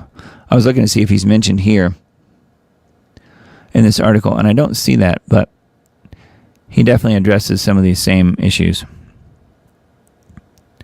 EWTN News has a disturbing and sobering story out of Israel this week that should have Western Christians concerned. According to the outlet, the Latin parish priest of the last entirely Christian village in the West Bank has appealed for the solidarity of Christians worldwide in the face of new attacks by fanatical Israeli settlers, quote unquote, seeking to displace the local population. These Christians have, over the years, found themselves in the awkward position of being between two warring factions, Muslims on one side and Jews on the other, each consumed by hatred for the other. Neither side, in this ancient tribal blood feud, has any popular concern for the Christians, who are often caught in the middle and seen as expendable. Yeah, and Jason Jones, who I watched the interview about this, was talking about how Israelis will routinely go in and rape these people, these Christians, and they're never held accountable. So sad. So sadly, most of the Christians who live comfortably in the West remain silent about the persecution of these ancient Christian communities in the Holy Land. If it were the Muslims attacking, they would be all over it. But because these attacks are being carried out by the Jewish settlers, they don't want to hear about it, much less speak about it. That's very true. That's what Mr. Jones was saying too. My conscience won't let me join the ranks of the silent, just like I had to speak out and write an article last year about the U.S.-backed Ukrainian government shutting down Orthodox Christian churches and arresting priests just because they have loose ties to the Russian Orthodox Church. I have to call out this evil by ongoing in Israel. This is, again, this is Leo Hohmann's words here. It seems that in every country where the U.S. has been involved in a war or revolution, it's the Christians who suffer the most. It's time we start to ask ourselves an uncomfortable question: is the pattern purely coincidental or part of the plan? If this has concerned you, please pray for the protection of these Christian communities and share this article far and wide. Yeah, again, this is on Leo Hohmann's Substack. Anyway, very sad. But yeah, for sure keep praying for them. And yeah, I think it's just one of those stories that people aren't talking about at all. Because again, the Israelis are the main ones to blame here, and the evangelical Christian community doesn't want to blame the Israelis. It's okay when they do it. Not if the Muslims do it, but if the Israelis do it, it's fine. It's fine. Yeah. That's what it seems like. All right, and then this one, another Substack post here, one more from some of the routine, regular places that I frequent. Insight to Insight. Why Christianity has always been an aggressively anti-Zionist religion. There's not the slightest hint of a Zionist theme in the New Testament. Everywhere you look in the Bible, you see Zionism held to exclusively by unbelievers and rejected by Spirit-filled Christians. The Messiah they rejected, why Christianity is anti-Zionist, is what this graphic says. What if I told you that Christianity is not merely incompatible with Zionism, but was designed from the ground up to be its antidote? That the Jews rejected Jesus for precisely the same reasons American evangelicals now celebrate Israel, and that the first Christians proved where they stood on the question, not with a theological treatise, but by packing their bags and walking out of Jerusalem while everyone else was dying for it. Netanyahu stood before the international press last week and handed every thinking Christian a gift wrapped in accidental honesty. The Prime Minister of Israel declared that history proves Jesus Christ has no advantage over Genghis Khan, because if you are strong enough, ruthless enough, powerful enough, evil will overcome good. That was a quote. Yeah, we mentioned that last week. Bird-brained Christian Zionist influencers rushed to tell us that he didn't insult Jesus because he was quoting someone else or because his point was accurate.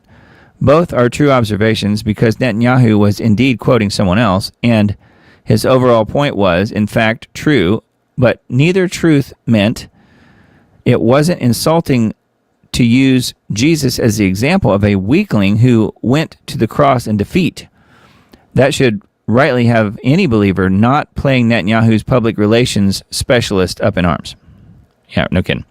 Netanyahu was also, without realizing it, confessing the entire Zionist worldview in a single sentence. He was telling us exactly what the Jewish leadership has always thought the Messiah should be, which is a Genghis Khan figure who is ruthless and powerful enough to crush their enemies and restore the national glory of Israel. And that's exactly why they crucified Jesus. He didn't fit their Zionist expectations. That brings me to the point of this article. Christianity is not merely theologically incompatible with Zionism. Christianity is, from its root to its crown, an anti-Zionist religion. Yeah, I would say if you're doing it right, perhaps. So, anyway, there's more here. Good article. Insight to Insight on Substack. You know, people keep bringing up why all this talk about Israel? Why is Israel so front and center in everything that's happening in America these days? Why?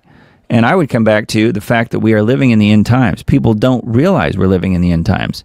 And part of that switch is when you're in the end times, when we've moved into that place, God is changing his focus back to Israel.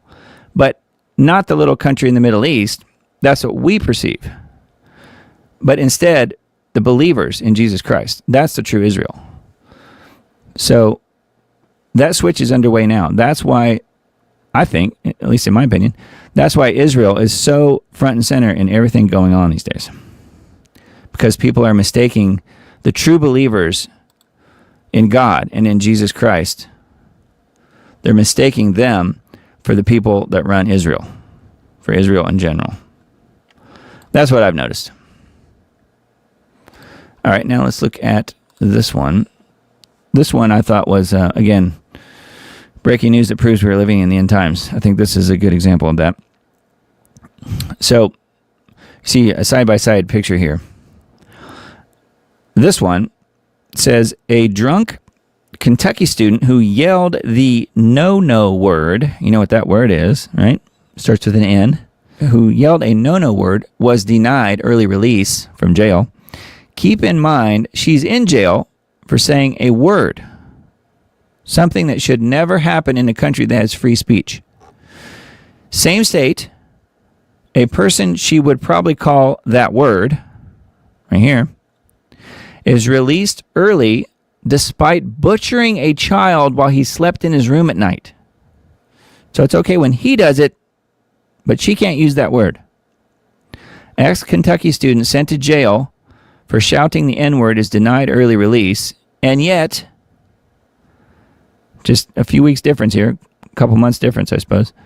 Family furious as Kentucky child killer freed 9 years early for, quote, good behavior. Meanwhile, he butchered this little kid while he slept in his room at night. So he gets out for good behavior. She can't say the N-word. She's in jail. He's free. He murdered this little guy. Breaking news that proves we are living in the end times. Everything is upside down. Man. Just outrageous is what that is. All right. So speaking of Judaism, edited anti-Semitic photo targeting sheriff leads to arrest.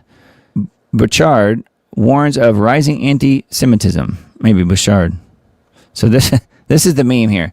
So this guy is a police officer, well, a sheriff. Yeah, Oakland County Sheriff Mike Bouchard, who is not Jewish, said Thursday that a suspect has been arrested in Wisconsin in connection with threats directed at him, as he warned that anti-Semitism is being increasingly normalized. So he was arrested for creating this meme. That's all the guy did. He created a photo with him with the tiny hat, the Star of David on his forehead, and the long hair. You know, the curls. Well, I don't know what that's called. But speaking at a press conference providing an update on the investigation into the March 12 attack at a temple, Israel, in West Bloomfield, Bouchard said he received a threatening image that included his photograph. This is the threatening image. Included his photograph wearing a yarmulke along with Jewish symbols such as payas, the side locks, that's what they're called, and a Star of David. He said that the image was intended to threaten and intimidate him. No, I think it was probably just to make fun of him, don't you? Just a guess. If someone, this is his quote, this is what the sheriff said, this guy. If someone feels emboldened enough to do this, what does that say about what they might do to others? Bouchard said. We have to stand up and say, this is unacceptable. No, it just means he's making fun of you. It doesn't mean he's going to commit any violence. That's what I would say to that. The sheriff said, the attack on Temple Israel, in which security guard was injured after being struck by a vehicle, underscores the danger of unchecked anti-Semitism. No, that would be called radical Islam. Temple Israel Rabbi Josh Bennett said the injured guard, Danny Phillips, has since been released from the hospital and is recovering at home.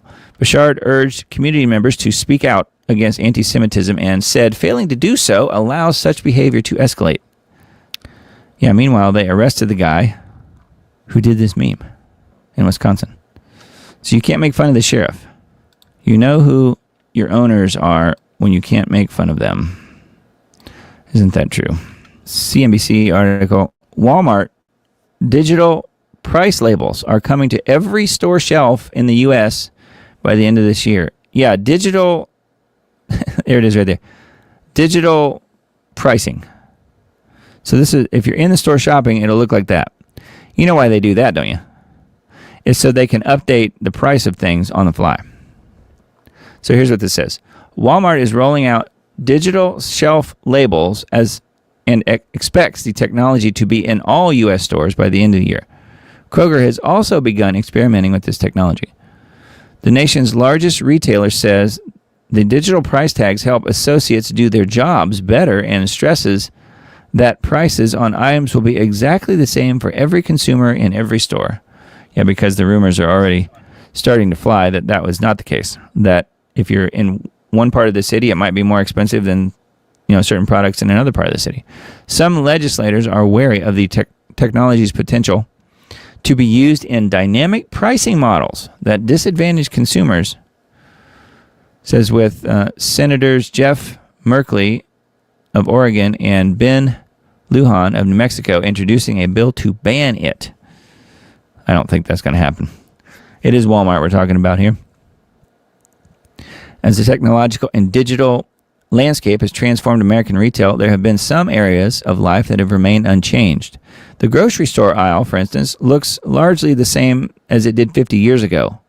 Sure, price stickers on the products have been replaced by barcodes, but otherwise the aisle looks largely the same. But the biggest change since the barcode is hitting in the shelf space that matters most to the pocketbook. Walmart is currently rolling out digital price tags to replace the old paper ones. The plan is to roll them out in stores across the U.S. by the end of the year. Walmart isn't alone. Grocery store giant Kroger has also begun experimenting with the technology. The speed of digital tags offers stores the promise of extra efficiency in an age of supply chain shocks and sticky inflation, but it's also drawing some concerns from lawmakers about surge pricing. Yeah. See, because they can just update with a couple of keystrokes, they can just update things instantly, on the shelf. It doesn't take them any time at all to do it. So, digital price labels coming soon to wherever you guys are. So, just watch out for that one. Army ups the max enlistment age to 42. So this kind of tells me that they are getting ready to do some sort of draft if they're bothering to do this first. It says those in their late 30s and early 40s can now join the U.S. Army. Army increased its maximum enlistment age to 42 this month, bringing its accession policy closer in line with most of the United States' other military services, according to updated service regulation documents published this month. Individuals up to 42 with or without prior military service can enlist in the regular Army, the Army National Guard, and the Army Reserve, according to the updated Army Regulation 601-210 published on March 20th. Yeah. The Army in recent years had capped the enlistment age at 35, although it did accept some older recruits with waivers.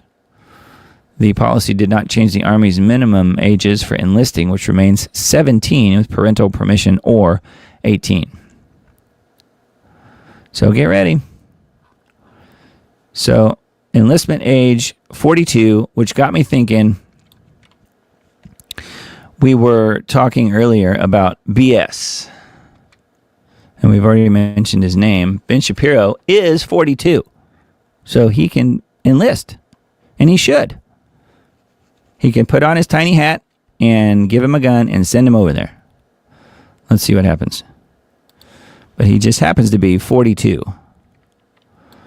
Maybe they did it specifically to bring him in. They know how fierce he will be fighting. Yeah. Okay, this is a weird one. Tennessee grandmother wrongly jailed for 6 months. Latest victim of an AI-driven misidentification. Facial recognition is jailing the wrong people, but police keep using it anyway. Angela Lipps, Lipps, spent nearly 6 months behind bars after AI software misidentified her. She is at least the 9th American that it's happened to. Tennessee grandmother spent nearly 6 months in jail after police in Fargo, North Dakota, used facial recognition software to identify her as the primary suspect in a bank fraud case. The problem was that Angela Lipps, 50, wow, she looks way older than 50, had never been to North Dakota, and the bank records confirmed she was more than 1,200 miles away at the time of the alleged crimes. Her case is the latest in a documented pattern of wrongful arrests being driven by facial recognition technology deployed without adequate investigative follow-up. So they just say, you're guilty and we're going to arrest you, apparently. Fargo police were investigating a series of bank fraud incidents in April and May last year, in which a woman used a fake U.S. Army ID to withdraw tens of thousands of dollars. Detectives ran surveillance footage through facial recognition software, which returned a match to Ms. Lipps. A detective then compared her Tennessee driver's license and social media images to the suspect and concluded that she was the perpetrator based on facial features, body type, and hair. Nobody from the department contacted Lipps before U.S. Marshals arrested her at gunpoint on July 14th while she was babysitting 4 kids. Breaking news that proves we are living in the end times.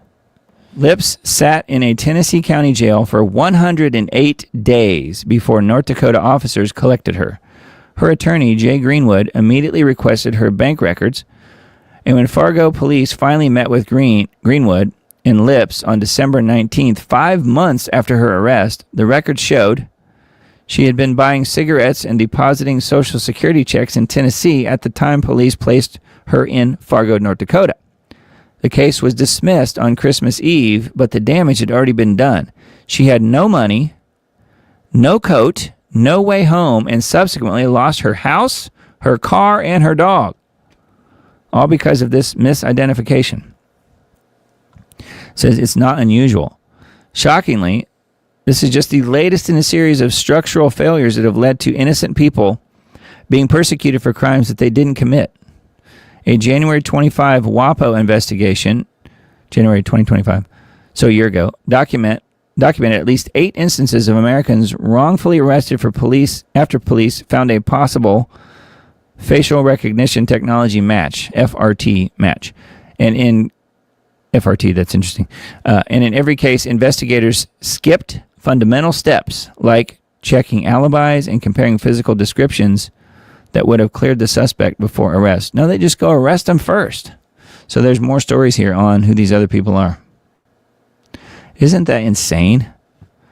Facial recognition and social media pictures, and therefore she's guilty because she looks just like the perpetrator, or at least like the ID of the perpetrator that was being used.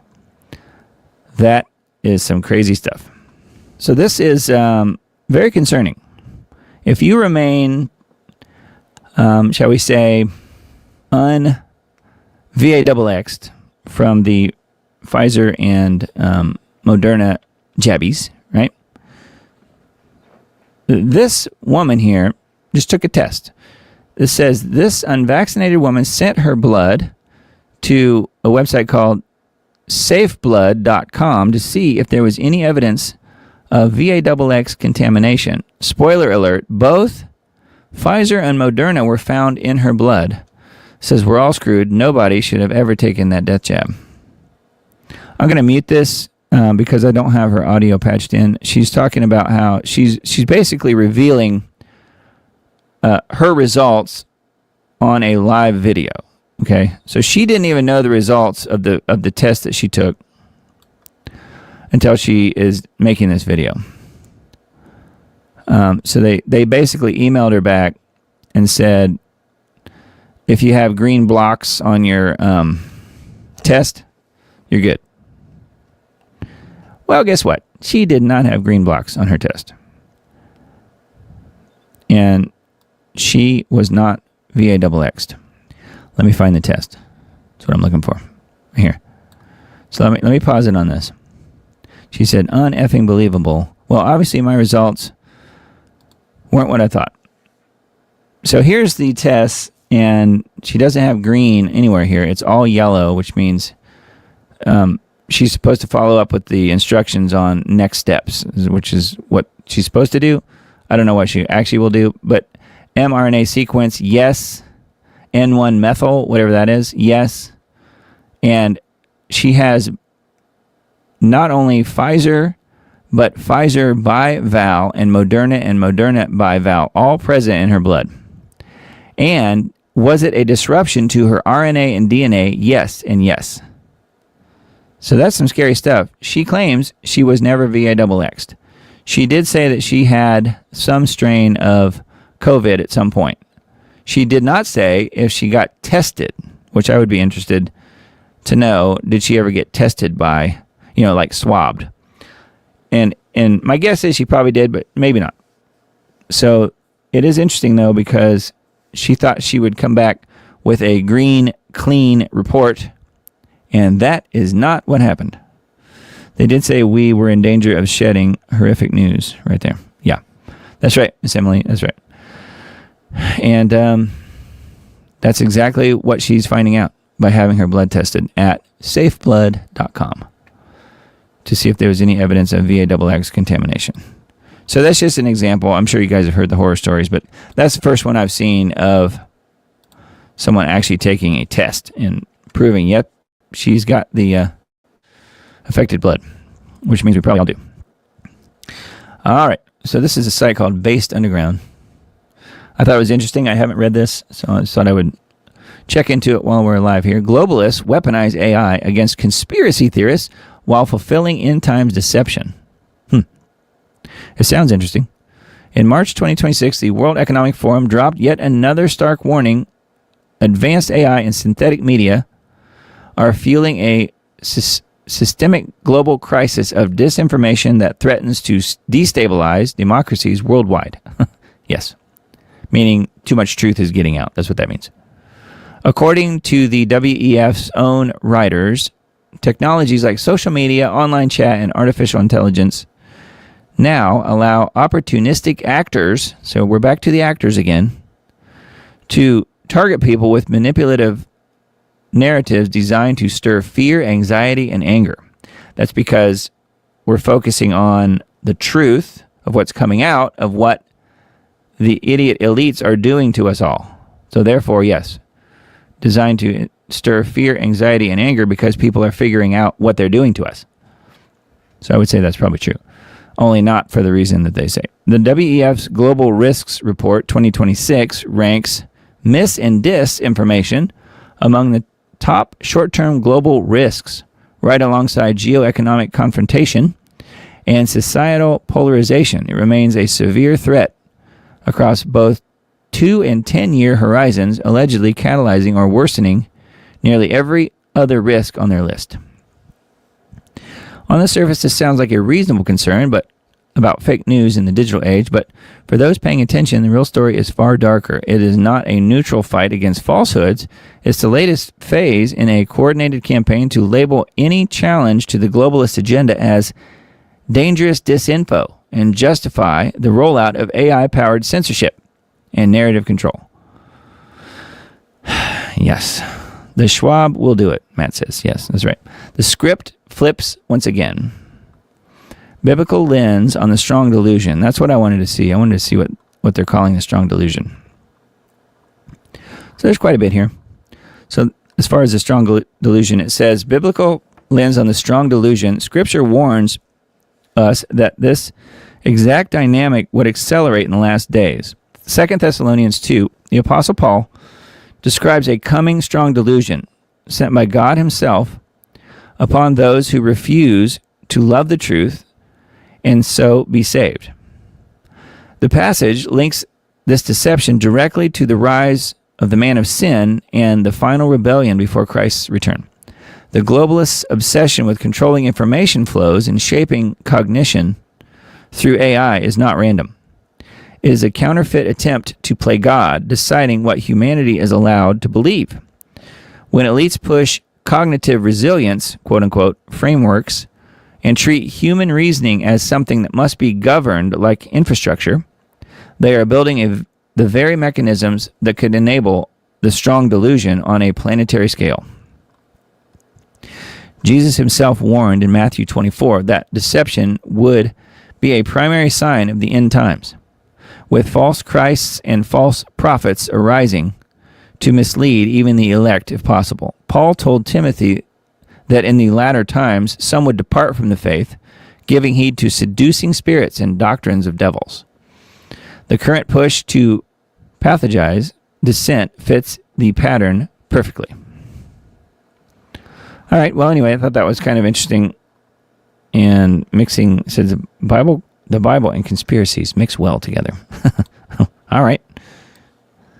So anyway, that was just an interesting article that I found. This one, somebody, a friend of mine mentioned this to me earlier today. This is on LifeSite News, but you can find it other places. Canada's House of Commons passes the anti-Christian bill that would criminalize quoting the Bible.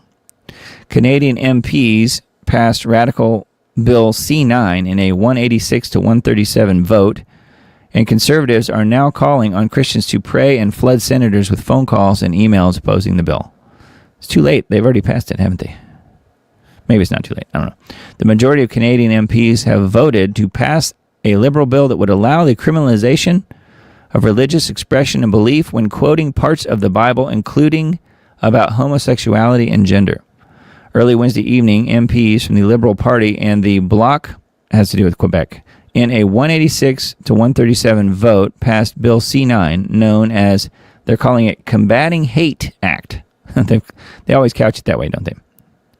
Conservatives, NDP, and the Green Party MPs voted against the bill in a rare form of unity among the usually opposing parties. Yeah, but it wasn't enough, apparently. The bill now heads to Canada's rubber stamp Senate for review. Okay. So that should be a shoe-in, I would think, for passing this thing. Last-minute effort by the Conservatives to change the wording of the bill failed to pass.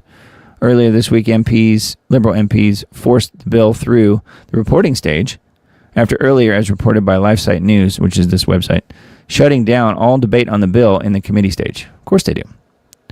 You have to shut down the debate, that way they can't lose.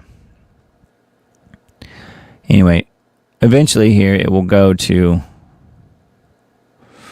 the Prime Minister. And, you know, this is Mark Carney, he is the right-hand man and globalist banker, right-hand man of King Charles III. So don't you think he will be passing this one? He'll be staying up late at night and signing paperwork in order to make sure it passes. Seems to me. So I mentioned at the beginning of the show tonight that it seems like there's more and more push for nuclear here. Iran's hardliners push for nuclear weapons as tensions escalate with the U.S. and Israel. This is on Natural News. Iran's hardline factions, emboldened by recent U.S. and Israeli strikes, are advocating for withdrawal from the Nuclear Non-Proliferation Treaty and openly pursuing nuclear weapons. Key figures including Islamic Revolutionary Guard Corps IRGC leaders and conservative commentators argue that a nuclear deterrent is now necessary for Iran's survival. The killing of Ayatollah Khomeini and other moderates has strengthened hardliners, reducing internal resistance to abandoning nuclear restraint. Yeah, that's the thing. This whole bombing of Iran has really galvanized the population with the existing government, sounds like. And it was quite a miscalculation on Trump's part to think that they wanted to overthrow their government and have a similar society to like the ones in the West. That I don't think they wanted that. Do you? Iran has halted cooperation with the International Atomic Energy Agency, raising global concerns about unchecked uranium enrichment. Without inspections, the world cannot verify Iran's nuclear activities, increasing fears of rapid weaponization.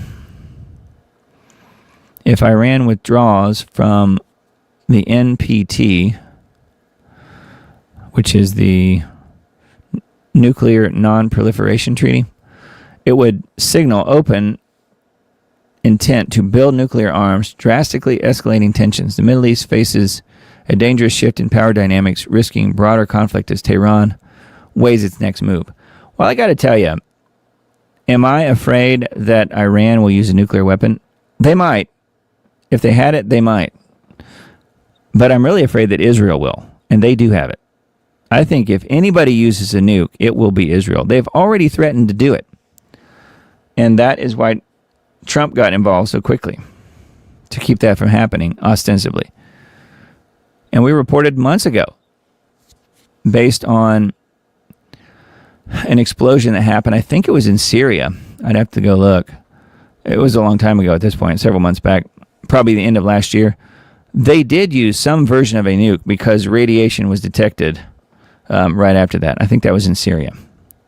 And everybody ignored it. You know, it's probably some tactical weapon of some sort. But they have larger weapons. And I'm thinking that if anybody's going to use one, it's going to be Israel. Not necessarily Iran. Now, will Iran have to strike back with some sort of nuclear device? They probably will if they can, but I don't know that they will be the first to launch, if you know what I mean. I think Israel is certainly evil enough to be that country. InfoWars article, thousands of U.S. troops arrive in the Middle East. So they are continuing to escalate here. More than 3,500 American soldiers deployed to conflict zone. More on the way. U.S. Tripoli with about 2,500 Marines arrived in the Middle East. U.S. CENTCOM said in a social media post that the Tripoli, which serves as a flagship, arrived in its area of responsibility, as well as transport the Stryker fighter aircraft, as well as amphibious assault assets to the region. So that sounds like they're going to do some sort of land assault of some sort, doesn't it?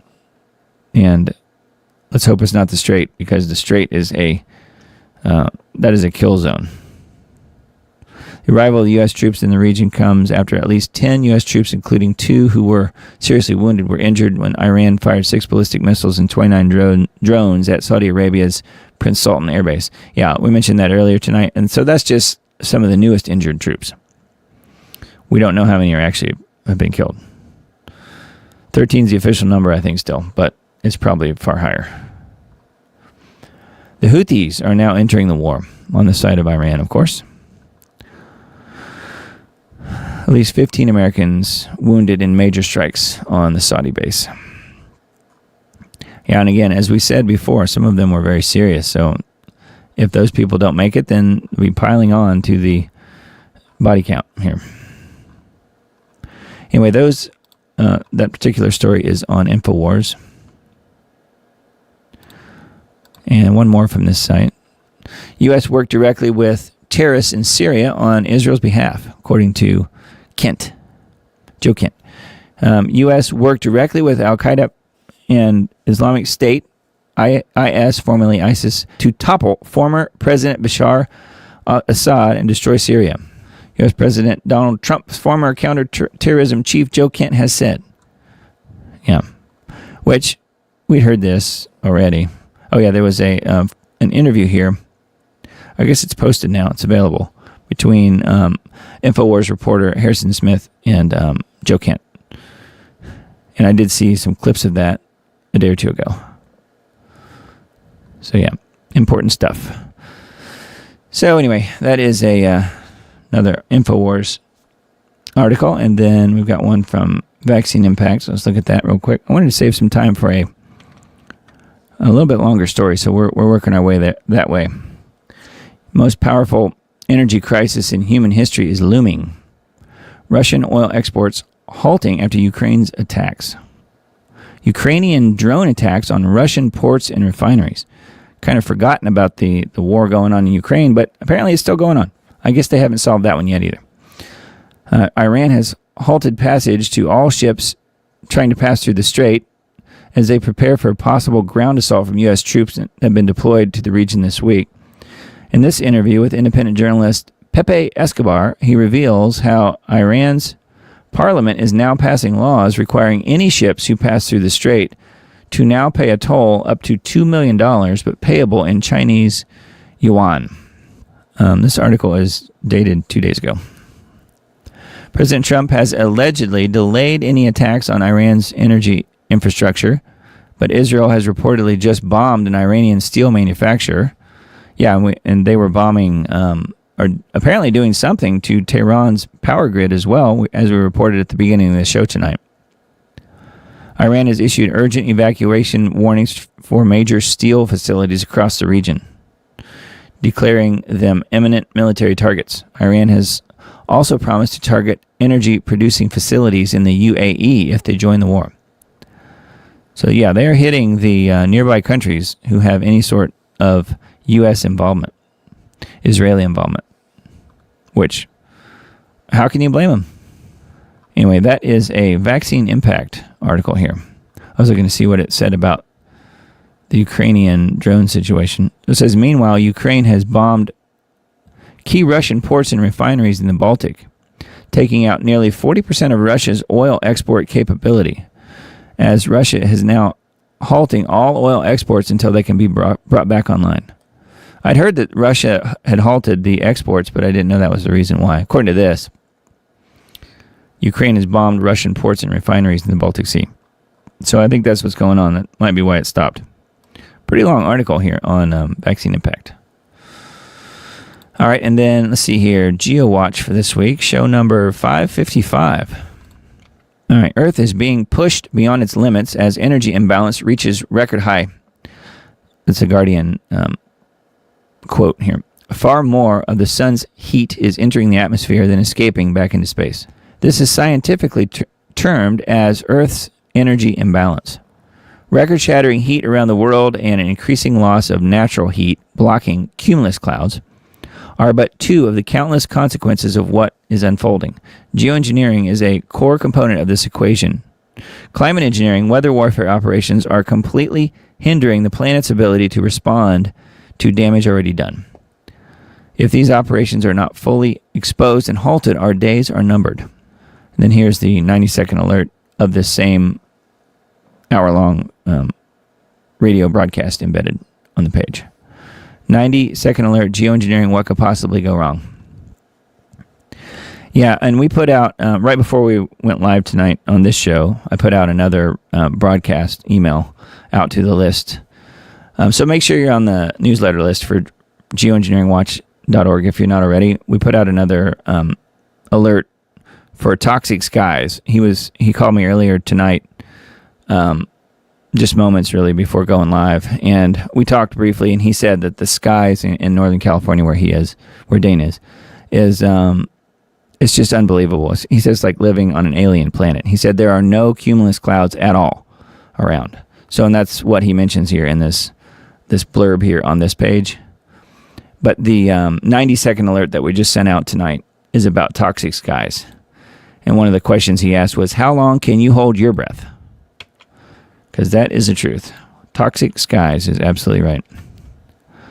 All right, what does the old scheduled weather look like? Well, we have the split down the middle, kind of. We have heat on the coasts and cooler areas in the middle. So the geoengineers will be hard at work in the central U.S., apparently, at least to some degree. It is below normal in certain areas. No snowstorms, though, I don't think. It will be above normal pretty much everywhere else except right down the middle. Again, that is not nature. That is geoengineering. You can't have this. This is just completely unnatural. As we mentioned pretty much every week on this show. The scheduled weather and the dates on that one, this is April 4th to April 8th. So this is what we'll expect in the coming, few days or so. April 4th to April 8th. And then kind of juxtapose that with the Climate Reanalyzer, which is another site that I like to look at. This is starting really today, days 1 through 3 from now, so 29, 30, 31 really. We are about, where I am, we're about 6 degrees above normal, but you can see out west, 25 degrees above normal in Colorado. 25 degrees above normal. 20 degrees above normal in Utah, and Arizona, and New Mexico. So it's just really hot out west as of right now, really. And then days 4 through 6, that will change. It will drop off out west, and we will have the heat where I am. We'll be about 15 degrees above normal starting about April 1st. April 1st, this coming month. So yeah, just a few days. So it will cool off a little bit out west, but not much. We've got some lower temps, I guess, in the extreme northwest. And then 7 to 10 days out, here comes the cooler temperatures. Again, geoengineered. You can see kind of down the middle section here, that's a little bit cooler. And then heat out west and heat back east. Will be about 3 degrees above normal. So not drastic, but just a stone's throw away in Virginia, it will be 11 degrees above normal. So just a little ways away. So that's pretty crazy. That's on Climate Reanalyzer, which is a site that I like to look at and mention on this show. Climate and Economy, climateandeconomy.com, 28th March. All right, climate news. Very alarming. Winter sees Arctic sea ice hit record low for second year running. This is on a website called carbonbrief.org. Very alarming. Winter sees Arctic ice hit record low for second year running. So again, they have changed the way that they measure the ice pack. Now it's just any amount of slush. Any amount of slush is considered ice pack. It doesn't have to be solid. It doesn't have to be so many inches. It's just slush. And they can geoengineer the cool to create the slush. So that's what's going on. We may have a blue ocean event this year. Mr. Dane's been talking about that. That means all of the ice, for the most part, will be melted, essentially. Once that happens, there is no going back. So we'll see. We'll see what happens. Again, breaking news that proves we're living in the end times. If that is what's in store, I think that's yet again another thing that God will have to fix when he comes back. You know what I mean? Extraordinary warmth in Northern Europe. Farmers push for suspension of carbon charges on fertilizer as prices soar due to the Iran war. Yep. Severe weather disrupts daily life in the Balkans. Toxic punch fears Russia's war is pushing the Black Sea and its dolphins past a tipping point. So everyone's suffering, even the dolphins. Large-scale emergency response to floods in Syria. Man. Kenya drought. So we have deluge or we have droughts. Pretty much one or the other. Absolute insanity. Juan de Nova Island in Mozambique Channel, record heat again.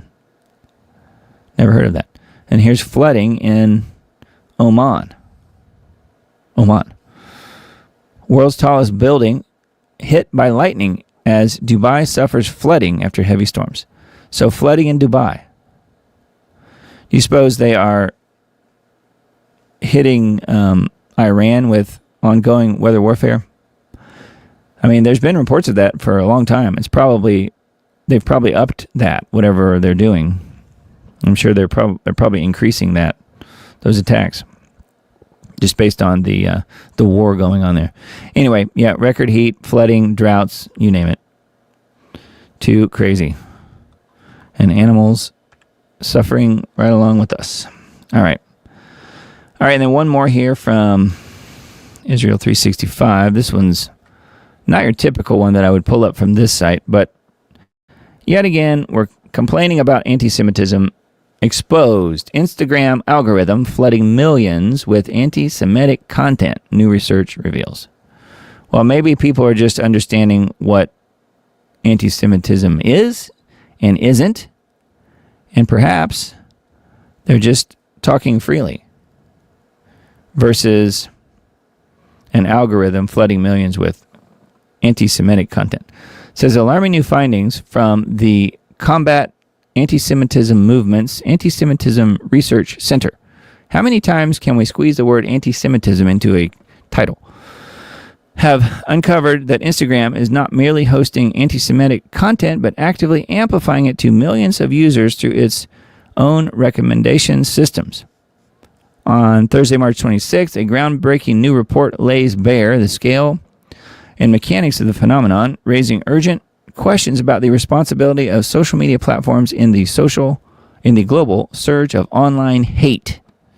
When you talk about truth, you are talking hate. What's the old saying? Truth is treason in an empire of lies. And it's never been as true as it is now, if you ask me. Titled, Engineered Exposure, How Anti-Semitic Content is Pushed and Amplified to Millions Across Instagram, the study reveals that Instagram's algorithm is systematically feeding users anti-Semitic material, often without them actively seeking it out. During a focused 96-hour monitoring period, ARC, which is one of these organizations, Anti-Semitism Research Center, ARC, researched and identified 100 anti-Semitic posts that were directly recommended to accounts by the platform. I want to see an example of what they're calling an anti-Semitic post. It's probably anything that just has the slightest little criticism of something Israel's doing. You can't have that and not be called anti-Semitic. I want to see some examples, though. I don't think they're showing us that. The posts generate more than 5.3 million likes and 3.8 million shares, with an estimated potential reach of up to 280 million users.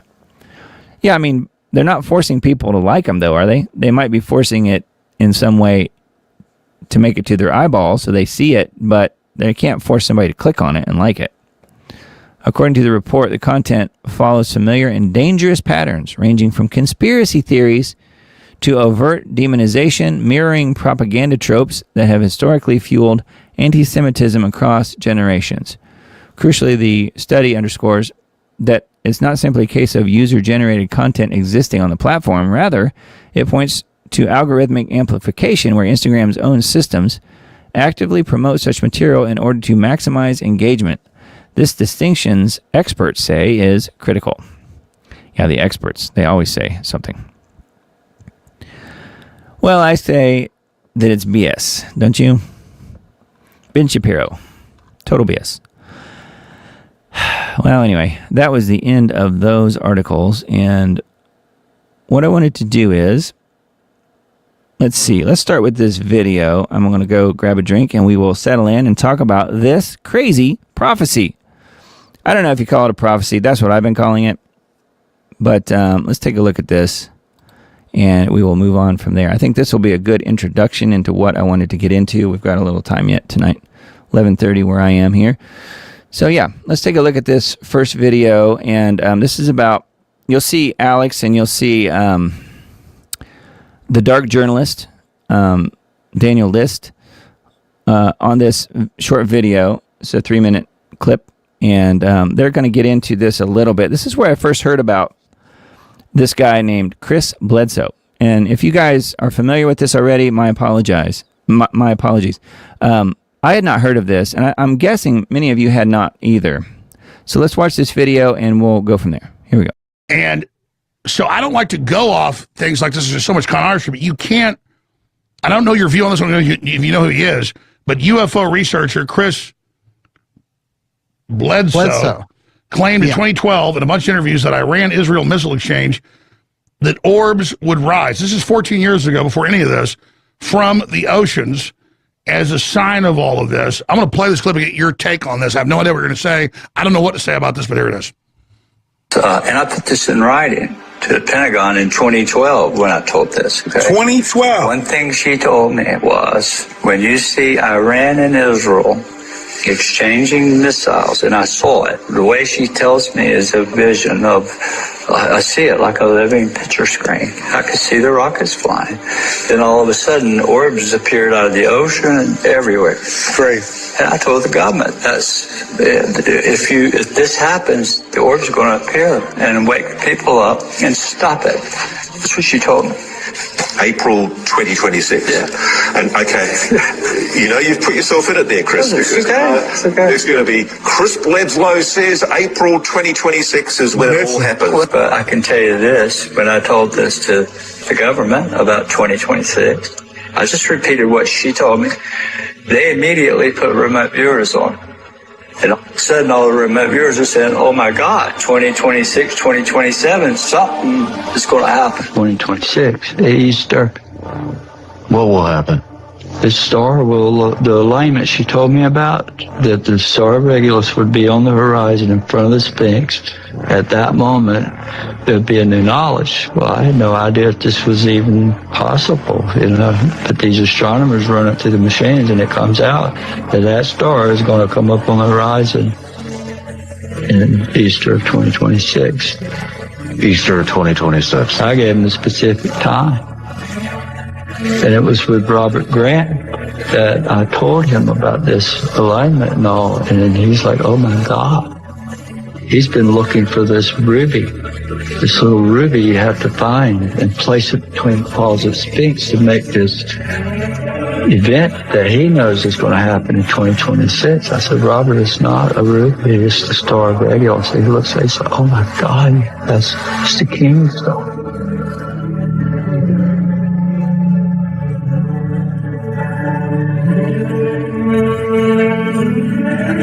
So, what's going to happen, I don't know.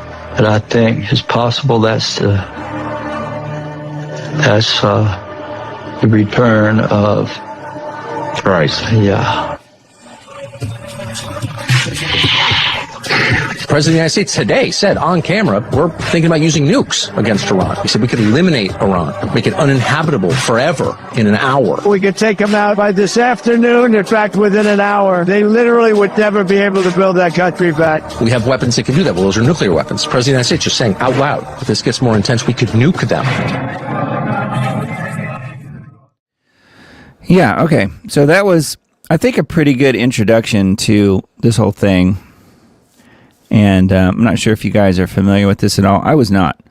First heard about it on that show. I guess that was from the Friday show. So just a couple days ago. And it is interesting, isn't it? So let's take a look at this just a little bit closer.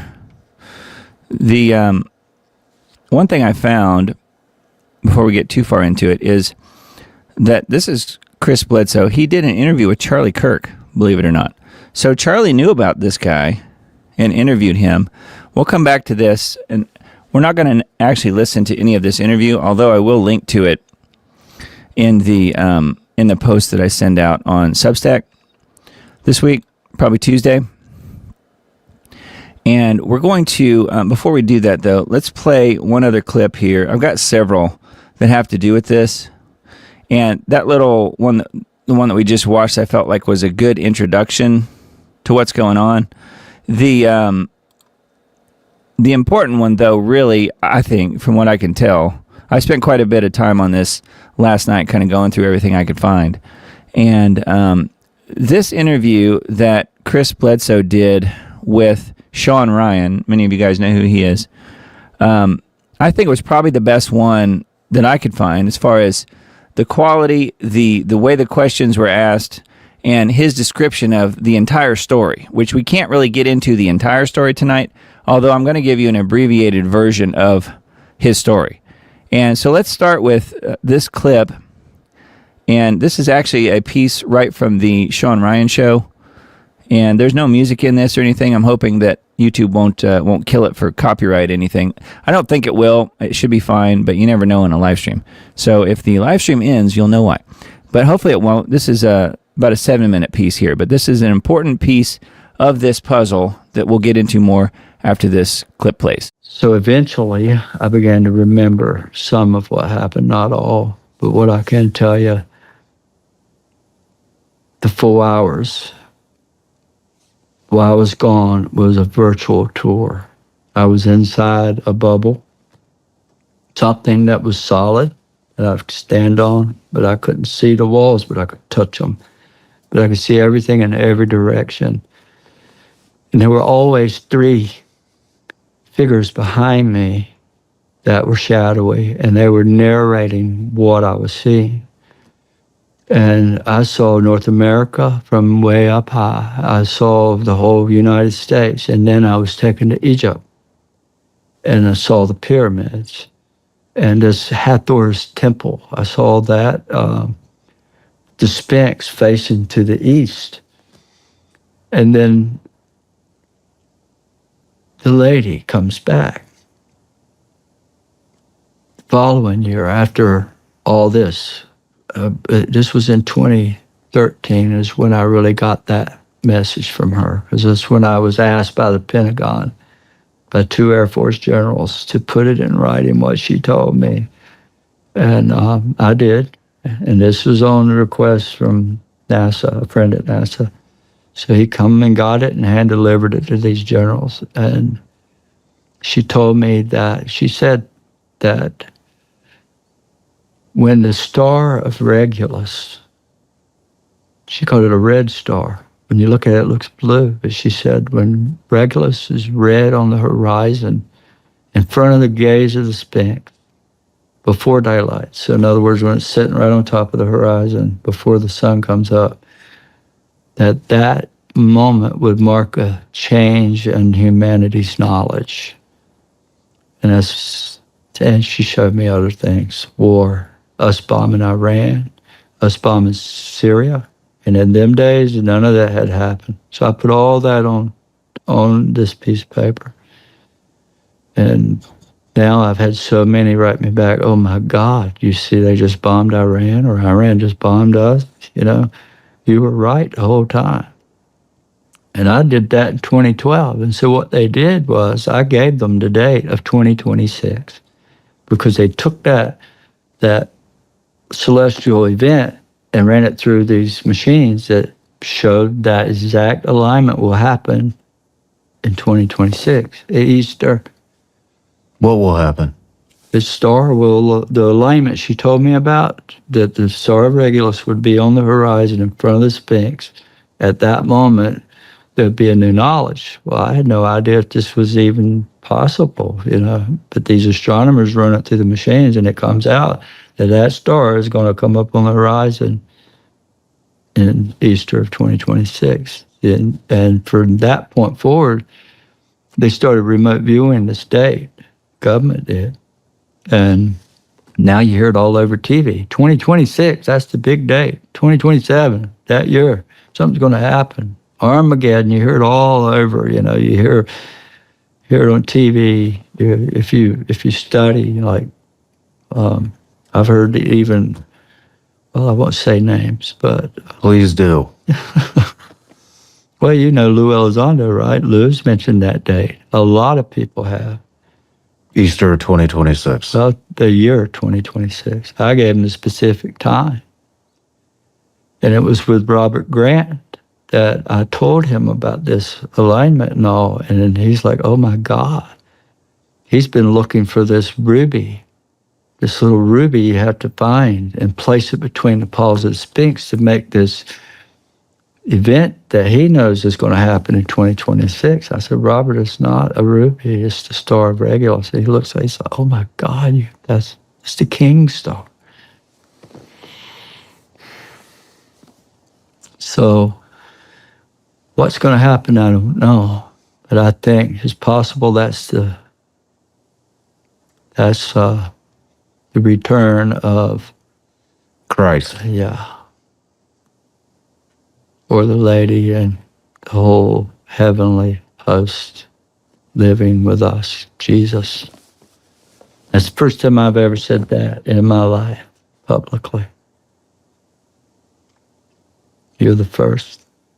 And a million people's asked me this. So I think it's entirely possible that, because she told me that when the suffering of man becomes too great, that they're going to stop it and they're going to snuff out the darkness. That's why the military and the government all want to know about this, because they know it's real. They know this lady has been seen a million times. And when she comes, she's always warning of some big catastrophe. In the Native American world, they call her the White Buffalo Calf Lady.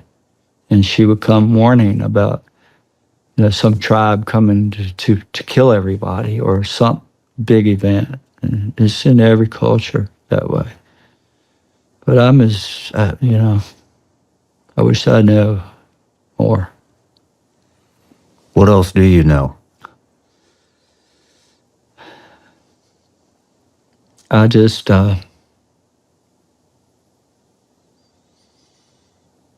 think we're living in the worst possible times right now, that if we don't make some changes, there's going to be some major disasters about to happen. And it's man-made. It's not solar flare. It's not any of that. It's a dark force. Because she told me, well, I'll tell you what she told me. This is what I put in writing, part of it. She said, there are people in power. I put this in writing in 2012. She said, there are people in power. And I'm not going to say where she focused my thoughts on that, but they're script in the book of Revelation to bring about Armageddon and the end of the world. They're doing it intentionally, and that's what she told me. And that's the very thing the main meat of the whole message I sent to these generals. So it makes sense, right? Okay, so that was a piece of the 2-hour plus interview that, again, we will link to in the Substack post that I send out. That gives you a better idea of his character and how I think he's really believable. The lady he's talking about is an angelic being that he's encountered multiple times. Oftentimes on Easter, which is a whole other story, because he seems to think that Easter is the same thing as Resurrection Day, even though many of us know that that is not true. But that's sort of a side aspect of things. What I would like to do is play this other video, one more video of this, where he gives, this is a full, very precise reenactment, if you will, of what he explains in the entire interview that we just watched. So during the course of the Sean Ryan interview, the piece that we just watched, he explains what happened. He explains the whole story, all of the different beings and entities that he ran into. And then the prophecy that he was given, which it has to do with this coming Easter. So literally, April 5th, 2026 is when this celestial alignment of the Regulus constellation lines up with the Sphinx in Egypt and all these things. Well, we're going to look at that as well. I've got the Stellarium website pulled up, and we're going to look at that and see if he's accurate or not. But before we do that, let's watch this. I think this will give you a really good overview as to the entire story in a nutshell. But I will ask you to do one thing for me, and that is to save time. I have actually taken this video from a YouTube channel. It's really, really well done. It's like a combination of anime and AI, and they do a tremendous job, I think, of sharing exactly the story that he describes on the Sean Ryan show and puts it in a video form that you can understand, and it kind of breaks it down. So what I was going to say was, though, I've taken that video and condensed it down. It's the full video, but I have doubled the speed and removed the music. So you'll have to pay close attention if you want to get the full story, because instead of 26 minutes long, it's 13 minutes long. So that's still a long piece here to play tonight, but it's the full story, and I feel like it's important because I want to get into the actual prophecy part that he talks about with the constellation, with, Regulus and the prophecy and all that. A dark force within the halls of power is attempting to carry out an end-time script, one that could trigger a great upheaval. And on Easter of 2026, when the red star Regulus aligns with the gaze of the Sphinx just before dawn, new knowledge will be delivered to the consciousness of humanity.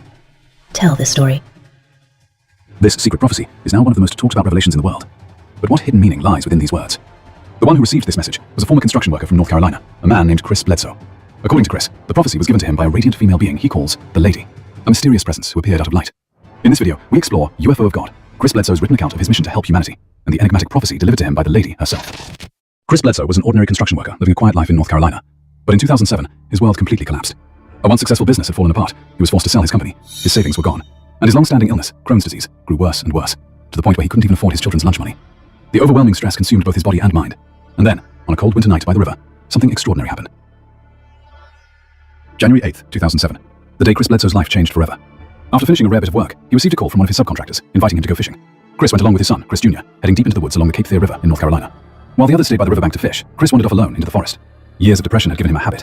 Whenever things started to feel good, he would leave before the moment could collapse, before anxiety, stomach pain, or money troubles came rushing back. He sat at the base of a large tree, closed his eyes, and whispered a quiet prayer in his heart. Lord, please help me. What am I supposed to do? I'm 46, I'm sick, and I can't even provide for my children. I need help. Please. After 5 p.m., the forest began to darken. Chris started climbing the hill, heading back toward the others. Then, he heard it. A rustling sound in the brush beside him, as if something was walking there. Chris had spent his whole life in the woods, hunting and growing up in nature, but he had never felt fear like this. When he stopped, the sound stopped, and every so often, the rustling returned, and it sounded disturbingly like something walking on 2 feet. A wave of unease swept over him. Driven by fear, Chris hurried toward the top of the hill. About 30 feet from the summit, he saw it, a massive red light hanging in the sky. At first, he thought his eyes were playing tricks on him, but when he took a few more steps and the full shape came into view, his mind froze. It was a massive sphere of light, blood red, surrounded by a ring of fire. And then, as he reached a point where he could see the valley below, he noticed something even more terrifying. A second one. 2 fiery orbs, floating silently just above the distant treetops. Each was nearly 45 feet across, about the size of a small house, glowing with a mix of deep crimson and burning orange, its flames shooting outward in every direction. Yet the spheres remained perfectly still. Chris had never cared about UFOs, but sheer terror drove him to crouch down and hide. He decided to run, but just before he turned away, he looked up one last time. In that instant, a third sphere appeared directly above him, materializing without a sound and stopping dead in the air. The timing was too perfect. In that moment, Chris knew. They're watching me. I'm on their radar. A shiver ran through his entire body, and a wave of terror overtook him. And then, everything went blank. The next thing he remembers is suddenly finding himself running, about 50 feet away from the campfire where his friends had been waiting. Those 4 hours are gone from his memory, completely erased, even though to Chris, the entire experience felt like only 20 minutes. When he finally reached the others, the subcontractors looked at him and said, "Where on earth were you?" What do you mean? I was just out in the field, right over there. "No way. We've been out here searching for you all night. We covered that entire field looking for you." What are you talking about? I was only gone a few minutes. Wait, where's my son? Chris then learned that his son, Chris Jr., had gone out to search for him and had been missing for 2 hours. Panic overwhelmed him, and he ran into the dark woods calling his son's name. When he finally found him, the boy was crying, "Dad, why did you leave me? I was scared of the monsters." Chris Jr. had endured a terrifying encounter of his own. While searching for his father, Chris Jr. saw 2 glowing red orbs floating at about waist height further down the path. Then, as he moved toward the edge of the forest, he witnessed small humanoid beings emerging from between the trees. They were only about 3 feet tall, with eyes that glowed a vivid red. According to his testimony, these small beings watched him closely, and he became completely paralyzed. He couldn't scream, couldn't run, couldn't move at all. For nearly 2 hours, he remained frozen in absolute terror. When father and son finally reunited, they both blurted out the same thing. "I saw a UFO. I saw the beings." Then together, they returned to the others. Then, the phenomenon escalated. 9 star-like orbs appeared overhead, moving in a perfect circle across the sky. 3 of them suddenly descended onto the far side of the river, and everyone witnessed it. "Come on, this can't be real." Panic erupted, and the group jumped into the truck, speeding away in fear. But as they reached the top of the hill, they saw it. The same massive third orb that had taken Chris, now hovering directly over the road, blocking their path. It was about 50 feet long, egg-shaped, and rotating with razor-sharp crystalline light. Chris later reported how the object hung there, silent and immovable. And at the climax of the encounter, the orb touched the deepest wound of his past. While driving the truck, Chris looked up and saw it hovering over the exact spot where his first wife had died in an accident 20 years earlier. In that moment, a wave of visions and emotion flooded through him. A message, clear and unmistakable. Your wife's death was not your fault. You no longer need to carry this burden. For the first time in 20 years, the crushing guilt that had haunted him finally lifted. But the night was far from over. Chris and his son rushed home around 11:30 p.m., both shaken to their core. His son was in a state of panic, turning on every light in the house, pulling down all the blinds, and locking himself in a windowless bathroom, too terrified to come out. Moments after they returned home, all 15 of Chris's father's hunting dogs suddenly erupted into loud barking. But they weren't barking toward the house. They were barking toward the dark woods behind the property. Chris assumed someone had broken into his father's garage. He grabbed his rifle and said, "Son, I have to find out what that is. I have to end this." Driven by a mix of fear and anger, he headed toward the kennels. "Dad, no! Please, don't go outside! Please, Dad, please!" Chris sent the dogs into the woods. Then he ran toward a large oak tree, stopping beneath it to catch his breath. And the moment he turned around, he froze. Standing there was a small figure, about the size of a child, glowing softly with the pale color of moonlight.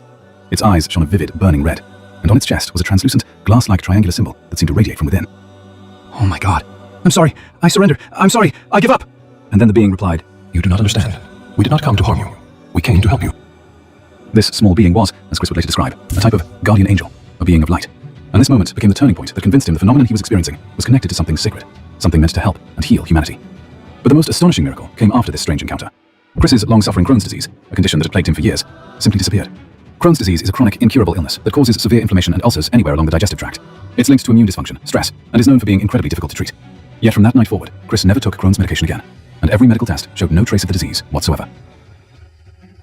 Chris believed that on the night he cried out for help, when he was ready to end his own life, the appearance of the UFO and his miraculous healing were acts of divine intervention, and so he called the phenomenon the UFO of God. But this miracle soon brought devastating consequences for him and his family. His testimony was mocked as lies, dismissed as madness, and even condemned as something demonic. And from that point on, the Bledsoe family entered what Chris describes as 5 years of darkness, a period of isolation and rejection from their entire community. On the night of January 8th, 2007, Chris's Crohn's disease was healed in what he describes as a miracle. But this unbelievable event did not bring social miracles for his family. It brought something closer to hell. Chris had been a deacon in a Pentecostal church, and when he began speaking about the existence of UFOs, the community, and even the church, turned against him. In their doctrine, UFOs and extraterrestrial beings did not exist, so they concluded that whatever Chris had witnessed must have been demonic, an encounter with Satan himself. Chris had once been deeply devoted to his faith, trusted as a church leader, but after sharing his experience, he was harshly condemned by his church, relatives, and local community as someone who had interacted with the devil. What hurt Chris the most was the impact on his children. At school, they were bullied as the UFO kids, and even some teachers mocked them. Under this crushing pressure, the smiles vanished from the Bledsoe household. The marriage began to fall apart, the children became isolated, and the entire family was overwhelmed by shame and anger. Yet the phenomenon did not stop. Strange lights, floating orbs, began appearing inside their home, and shadow-like figures were seen passing straight through the walls. While the family lived in constant fear, a strange double life began for Chris. A NASA scientist named Hal Povenmire started visiting him in secret. At first, Hal came with one intention, to debunk Chris's story. But after witnessing the phenomena himself, he realized he couldn't explain it away. Instead, he became a close friend to the Bledsoe family. Even so, Chris was sinking once again into the depths of despair. He carried unbearable guilt for the suffering his experiences had brought upon his family, and he began to feel that he might have to end everything. After 5 years of this hellish struggle, a day came in 2012 when Chris made a painful decision. He could no longer allow his family to suffer. It was Easter Sunday, 2012. Around 9:30 that night, he looked up toward the sky and said, "Thank you for ruining my life and my family's life. I'm done. I won't speak of this ever again. I'm grateful for the help you gave me, but I cannot let you destroy my family anymore." And so, he went to bed that night, vowing to cut all ties with the phenomenon. Burdened by guilt and sorrow, believing he had ruined his son's futures, he felt ready to end everything. But at 3 a.m. the next morning, while Chris was asleep in his room, he suddenly heard a loud, unmistakable voice, the same presence he had encountered back in 2007, a powerful, commanding voice that thundered, "Arise." Filled with fear and confusion, Chris found himself guided by a shadow-like presence toward the outdoor dog kennel. There, the dark figure handed him a strange creature without warning. He was told he must carry it, that it was a keeper. When Chris held it in his hands, he felt its sharp, bristling fur, like a hedgehog covered in needles. Yet it had no head, no tail, just a disturbing, living form. The moment he placed this bizarre object inside the kennel, something impossible happened. A blast of wind, like a cannon, threw Chris backward. As he hit the ground and looked up, he saw a massive, translucent bull charging through the air above him, its body filled with the light of distant stars. And when the celestial bull vanished, a radiant woman appeared before him, glowing with a brilliance that filled the entire space. She wore a long, white dress and floated gracefully above the ground, gazing down at him with a beauty so breathtaking, it seemed almost unreal. Her garment resembled the robes of an ancient priestess, like the flowing attire of a goddess in Roman sculpture. And then, without moving her lips, she spoke directly to Chris. You know why you are here. This is the burden you must carry. Tell this story. And if you do, I will help you, and I will always be with you. This radiant woman was the very being Chris would come to call the Lady, a presence almost like a divine mother. And then, she revealed who she truly was. I am the divine feminine, the manifestation of universal love. Throughout history, I have been known by many names, including Hathor. There is a dark force in this world, a force embedded within those who hold power, a force working to fulfill an end-time script through the Book of Revelation, seeking to bring great upheaval. This darkness disregards human life and consciousness. It seeks to erase the presence of the divine. Your role is to tell the truth, that this phenomenon is rooted in love and benevolence, and has come to transform human consciousness. If you choose silence, there will be blood on your hands. When the red star Regulus aligns with the gaze of the Sphinx just before dawn, new knowledge will come into the world. Chris interpreted this as a major turning point, that around Easter of 2026, the old ways will end and something new will begin. Why did he reach that conclusion? Why 2026? And what exactly is supposed to happen? Let's look a little deeper. The message the lady gave him centered around the alignment of a star called Regulus, symbolizing a moment of great transition. She referred to Regulus as the red star, but Chris himself knew that Regulus actually appears blue to the naked eye. Regulus is in fact a blue star. However, when a star is close to the horizon, the atmosphere can make it appear red. So he believes this is why she called Regulus the red star, even though its true color is blue. This unusual phenomenon is not simply a planetary alignment. The Great Sphinx of Giza was built facing directly toward the east, and according to Chris, on that morning, the star Regulus, known in Leo as the King's Star, will rise precisely in the line of the Sphinx's gaze. Then, moments later, the sun will rise directly behind it, creating a rare and powerful alignment. Some researchers believe the ancient Egyptians used the Sphinx as a marker for celestial events, especially the sunrise during the spring equinox. The astronomical alignment Chris describes for 2026 bears a striking resemblance to certain Hopi prophecies. A star appears, a transformation comes before dawn, and new knowledge descends upon the world. The significance of this message quickly became impossible to ignore. Word of it spread, and soon, government officials and military personnel began paying very close attention. Why were top-level agencies suddenly so interested? Because when Chris presented this information to the Pentagon and several Air Force generals, astronomers were instructed to run precise calculations, and their analysis confirmed it. The alignment of Regulus he described would occur exactly on Easter of 2026. Once that date circulated within government circles, they began conducting remote viewing sessions, attempts to psychically examine future events. According to Chris, officials started openly saying, 2026 is a major date. The lady first appeared to Chris on Easter in 2012, and from that year on, she continued to come to him around Easter, each time delivering messages of great importance. Her prophetic warnings were not limited to the celestial event of 2026. During an encounter on Easter of 2019, she gave Chris a stark and urgent warning. A difficult time was approaching, a time of famine, of disease, and of fear spreading across the world. When the pandemic reshaped the planet in 2020, Chris became convinced that this was exactly what the lady had foretold, a period marked by suffering, death, locked doors, and isolation. Even with everything Chris had experienced, one question still remained. What was the strange creature handed to him by the shadowy presence just before he met the lady? What was the true identity of this so-called keeper? When Chris placed the creature in the dog kennel, he immediately encountered the lady's message and the vision of the celestial bull. Later, Chris asked her what the object truly represented, and she told him. It is a symbol of humanity, a being without direction, without discernment, without a head or a tail, in desperate need of protection and guidance. This strange creature, then, was a symbol placed into Chris's hands, a representation of humanity itself. It was also a part of the burden, the mission he had been given, and it stood as a powerful emblem of the vast message the lady entrusted to him, a message about the transformation of human consciousness. Next, let's explore the identity of the celestial bull Chris claims to have seen, the translucent bull filled with stars. Later, Chris discovered that this vision matched perfectly with the symbol found inside the Egyptian pyramids. This discovery was made by Egyptologist Dr. Robert Grant. Using advanced light detection and distance measurement technology, Dr. Grant surveyed the walls inside the king's chamber of the Great Pyramid of Giza. With this technology, he uncovered inscriptions that had never been seen before. Among them was a depiction of a massive bull containing stars within its body. Above the bull was a DNA helix, and on the sarcophagus, the symbols of Alpha and Omega, representing the beginning and the end, a traditional symbol of the divine. When Dr. Grant showed Chris the symbol using a virtual reality viewer, and Chris explained his 2012 encounter, the pieces began to come together.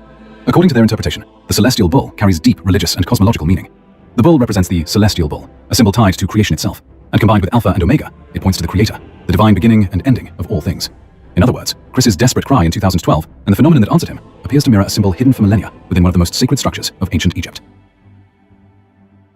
Throughout all of these experiences, the central message the lady gave Chris was clear. This phenomenon is compassionate. It is spiritual. It does not appear with malice. It appears to help those who are suffering. In time, Chris came to understand why it had happened to him. These manifestations, he believes, appear before people who carry deep sorrow and trauma. On the night he was financially ruined, physically ill, and emotionally broken, on the night he cried out for help from the depths of his soul, that is when the miracle began. His encounters drew the attention of the CIA, the DIA, the NSA, NASA, and even the Vatican. These agencies were not interested in just another UFO sighting. They were interested in him, in the unusual communication he experienced, and in the physical interactions that seemed linked to his presence. Researchers continue to study him because of his rare and unique abilities, which appear to activate the phenomenon itself. At the heart of it all lies the question of consciousness. Government agencies, it seems, are trying to understand what is happening within Chris's consciousness and why it produces these extraordinary events. Thank you for watching until the end, and I'll see you again in the next video. All right, there you go. So that was kind of a crash course there on his experience, and I think that was pretty interesting. The you could pretty easily see that there's a lot of New Age things that he is drawing from here, and he professes to be a believer, a Christian, and in fact does talk about Jesus quite often. So from that respect, I do think he's a believer, although he does say that these beings are only good, like they're only from the angelic realm somehow. What he doesn't say is that he doesn't say that they are fallen angels. He doesn't actually say that, although that's what I was thinking, and perhaps many of you guys were as well. Yeah, I mean, to me, it seems like it's probably more related to fallen angels, possibly fallen angel technology, is what we may be talking about here. And the interesting thing, really, of all of that is the prophecy that the lady gave him. And so let's look at who she is. Let's take a look at this. I pulled up. She called herself. She said she was known by many names, but she called herself Hathor. And you can see by reading through this here that it is what seems to be more along the lines of probably fallen angel, either technology or perhaps a son of God who is a fallen angel now,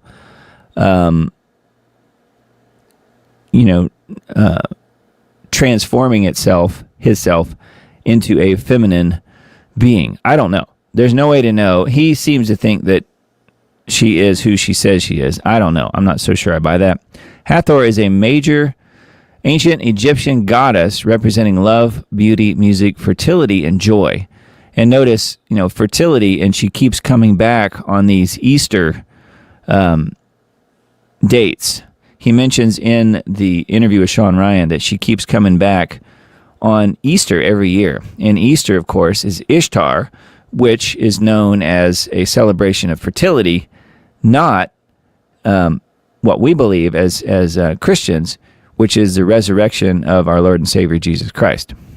So I think it's interesting that she calls herself Hathor, and she's a goddess representing fertility, joy, beauty, music, and love. Interesting. As a sky deity, she was often depicted as a cow, a woman with a cow, ears, and horns, or a woman wearing a solar disk, symbolizing her role as a feminine counterpart to Ra and a protective, nurturing mother figure. Again, you have the New Age aspect of this. It says a key aspect of Hathor includes role and symbolism, known as the Mistress of Heaven. It's an interesting name. And the Golden One. She embodied joy and was associated with dancing, alcohol, and the arts. She was considered a mother to the pharaohs, often depicting nursing them. The Eye of Ra. Again, this is all New Age stuff. This isn't Christian, although I think he's sort of conflating the two in a way. The Eye of Ra, in a notable myth, she acted as the Eye of Ra, transforming into the fierce lioness goddess Sekhmet to punish humanity, later returning to her gentle form, and then a funerary role, and then worship and syncretism. So there's these other things that she's known for as well. Personally, I think if it's not outright demonic, then it's certainly what you could consider fallen angel technology, perhaps.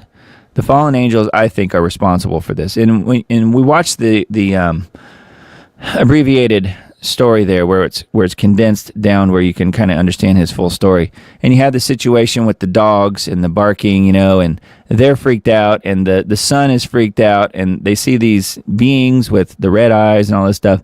That is not of God, right? That's pretty clear to see. That, as scary and as terrible those things are, that can't be of God. I don't know if it's demonic, but it sure sounds like it. And if not, then it was certainly of the fallen angel technology realm. So he claims, and the video kind of makes the little beings with the red eyes look like aliens. He claims in the interview with Sean Ryan and some other interviews that I saw with him that they often looked like little tiny humans with red eyes. So again, could it be fallen angel technology? I don't know. So let's take a look at this. This is the Charlie Kirk thing that I mentioned. He was on the Charlie Kirk show. This is the audio from that interview, and this video here that we're seeing in the box is his encounter, one of his encounters with the flaming, balls, the orbs that are flaming here. You can see how it's dancing through the trees here, and it's pretty convincing. I don't know how you could fake that, because you can see the tree branches right in front of it. It looks pretty real, and they've looped this over and over on this interview. This is not actually Charlie's channel. This is a different channel. But they found some of this video footage that Chris Bledsoe has talked about is out there. There is some, although I don't think he's released all that much. But he says that there's video evidence of a lot of this different stuff. And I don't know how much of it is out there, but I did find this. So it's pretty interesting. It's just a loop here of the encounter that he had, one of them. So I do find that pretty interesting. So I was looking on Stellarium. So let's go back to here and let's get out of this. I just put in Regulus. This is the constellation that he was talking about. That was the prophecy. The prophecy was about, and the dawn, the dawn, and the fact that it's normally blue, but it would look red because it's on the horizon, and all this stuff that he talks about in the prophecy of what he's saying is coming up on Easter this year, which is just in a few days. So I thought we would look at this, and I'm going to prove that I think, based on this, which I don't know how accurate this Stellarium site is. I do know a lot of people use it and depend on it. I do think it's most likely pretty accurate from what I can tell. And I don't think, based on what he said, that things are going to align on the date that he says they will. And I will show you that. So first of all, we have the constellation Regulus. If I throw the constellation art on here, you can see dead center here. Regulus is at the heart of the lion of Judah, if you will. So from that standpoint, that does make sense. Let me turn that off. And let's go to the landscape here. And actually, let's turn that off for a second. Let me set this to current date and time. Yeah, so that is current date and time, 3:30. So you'll note that the prophecy is talking about things happening at dawn. So and there's a little slider here that lets you adjust from twilight to moonlight to dark night to daylight and so on. And you can get to the end here where it says dawn. So if we look at dawn and we go to the correct date and time here that he's talking about, which is on 4/5, which is Easter. And again, we're looking at Regulus here. Let me put that back in. So I think we've lost it. Regulus. Okay. You can see that based on this, and again, looking at dawn, the east is the direction we're looking. And I have this set up so that we have the perspective looking from Giza, right? So I put in Giza, Egypt. That's our location that we're starting from. You can see Egypt here on the map. There's Giza. And we're using this location. Now, that's not the picture we're seeing here. That's just a generic landscape that they put in so you can see what it looks like. If you're looking across the landscape, whatever the landscape might be, you can see that we're looking straight out east here. Here's Regulus. And it's not lined up on April the 5th. It's not lined up with what he's saying. So at dawn, we're at dawn here, and we're looking at April the 5th. Regulus is in the east, but it's not lined up. So therefore, it would be blue still, not red, like the prophecy is saying. For it to be red, it would need to be down here along this line. And this line, of course, is the horizon. So it needs to be there. And what's interesting to me is, if we go back just a little ways here, let me back this up to earlier this year, January. Let's go to the 15th, just for the fun of it. And again, we're still looking at dawn from the Giza perspective. And let's see, 15th of January. And note, it's right there. Let me go a day or so before that. So you can see about around the middle or so of January this year, Regulus was in line with the East. So again, we're looking at it from the Giza, Egypt perspective, okay? And we're looking straight east, and Regulus would align with the horizon, and therefore, you would think would be red, would be more of a red color instead of a blue color like normal. So my point here is, in all saying all this, is that according to this Stellarium program, what the guy's saying as far as April 5th goes is not true. In fact, it already has happened, and you can look at it. Look at this. If I just skip ahead a year,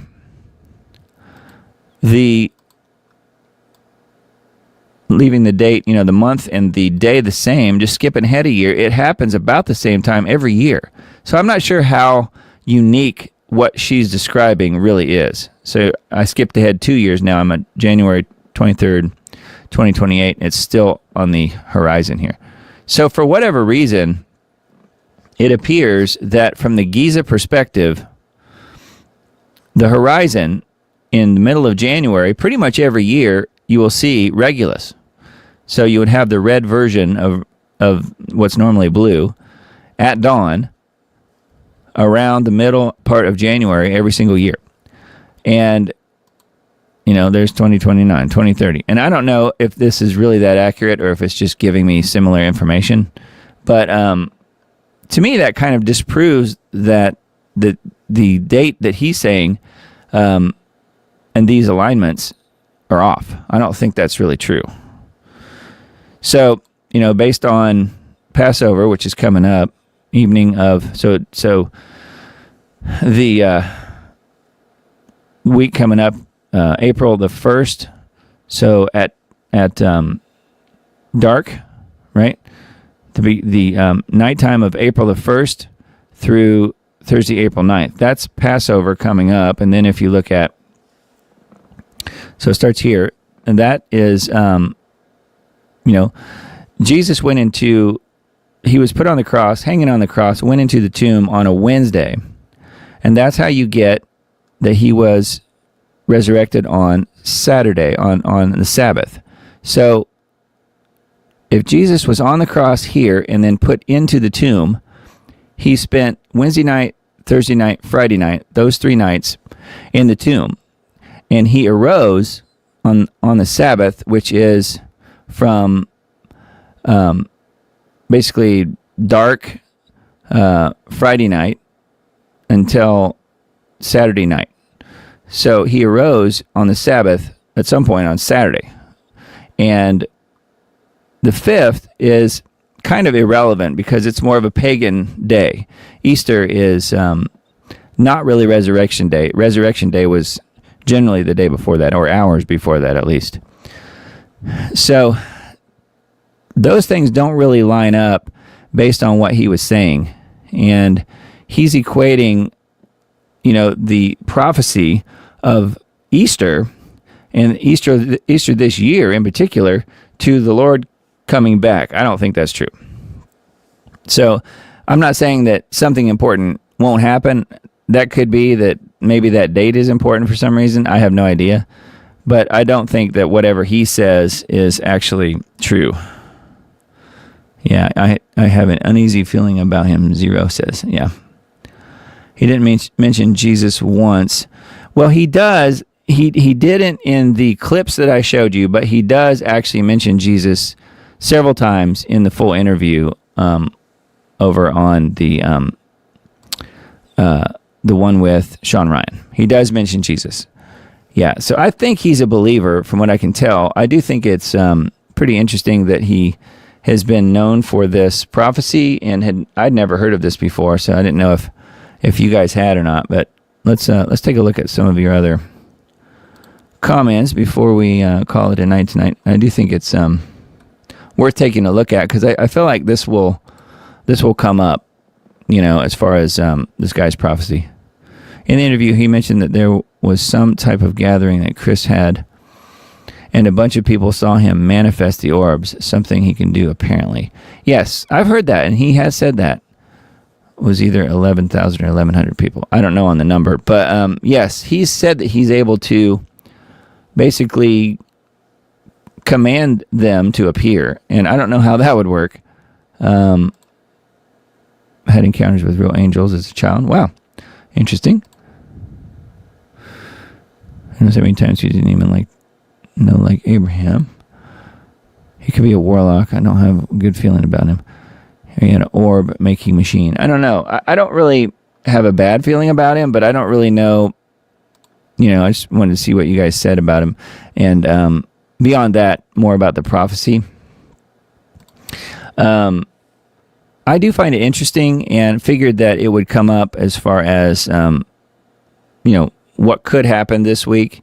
And the thing that really got my attention, really, of all of it, was that he predicted in 2012, when the missiles started flying between Israel and Iran, and we're seeing that now. So I think that's kind of interesting.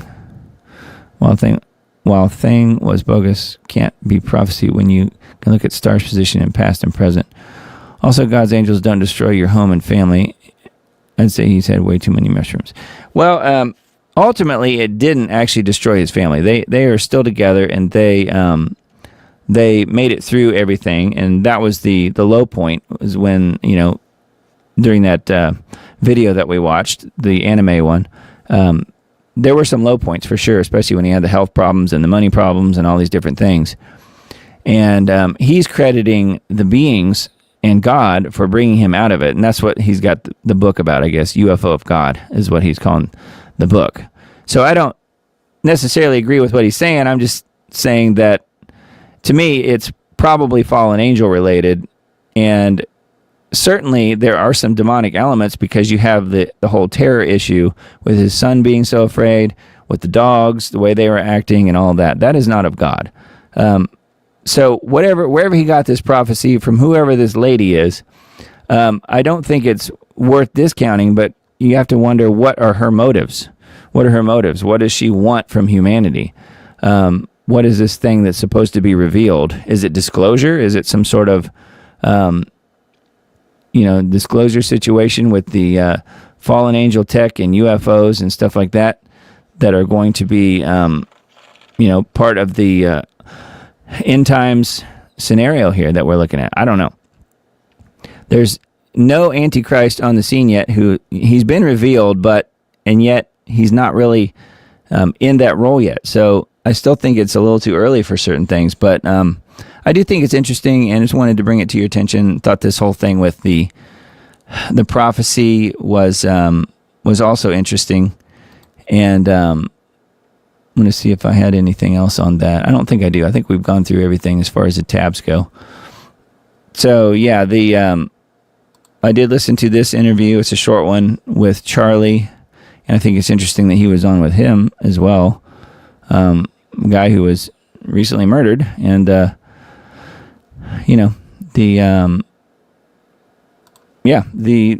think the story is compelling. It's interesting that he had so many details, and yet there's still a lot of things that we don't really know. So it will be worth keeping an eye on things and watching and seeing what happens as far as Mr. Bledsoe goes.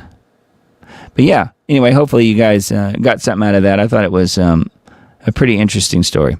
So if you want to follow what we're doing here on this show, the link tree is probably the best jumping off point. I recently came up with this and figured it would be good to have everything in one spot. So Linktree is where that is, and Linktree/The Diamond Report. And let me find the banner here, and we can post that. And it's also on the Diamond Report. So the Linktree, it's also the QR code in the upper left up there.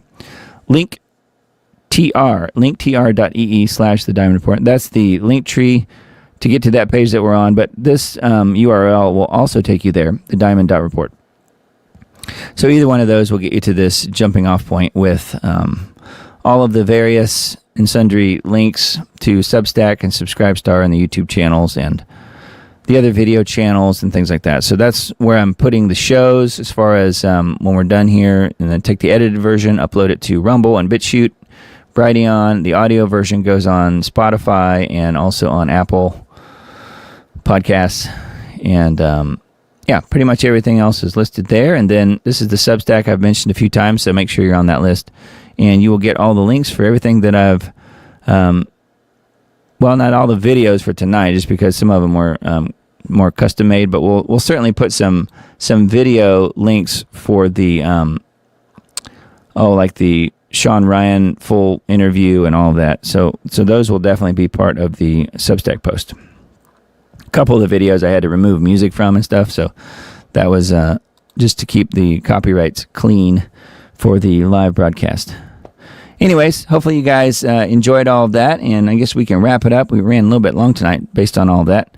So blessings to you guys. Hope you have a really great week this week, and don't forget we will be having a broadcast on Easter night, which is April the 5th coming up, 9 p.m. Central. We'll do like we normally do, and as I mentioned at the beginning of the show, it won't be a news show next week. It will be an interview show, and we really don't do interviews on this show very much. I think I've done 2 in all the years I've been doing the show. I interviewed Bart Sabrell and then Clay as well, and that was several years ago now, probably 2021, something like that. So this will be the first interview in a long time, and this is really more just a friendly discussion between myself and Mr. Russ Tanner. So we will do that next week, and he's agreed to come on the show, and we are going to be on video, so you get to see Russ and then ask questions in a live format situation. We'll be taking questions and comments from people, and he'll be able to address things, and we can address things together. So we're going to talk about not only geoengineering, which is what his one of his fortes is, discussing his website, Global Skywatch, globalskywatch.com, if you want to check that out ahead of time. We will be talking about geoengineering some. We'll also be talking about some of his social media struggles, because he's been kicked off of Facebook, and he's got lots of contacts and stuff on Facebook. So we'll be talking about that a little bit as well. But he is also a believer. Russ is a believer in Jesus Christ, and puts his faith in Christ. And we will also be talking about end times things. So you won't want to miss the show next week. I think it'll be a lot of fun, and I'm looking forward to it myself, actually. I think it'll be a nice departure from the weekly news gathering that we do around here. And hopefully we'll have many of you guys here as well to join in on the craziness that I'm sure we'll get into. So anyway, I hope you guys have a blessed week this week, and we will do it again next week. We'll talk to you then. Love you guys, and we'll see you again real soon.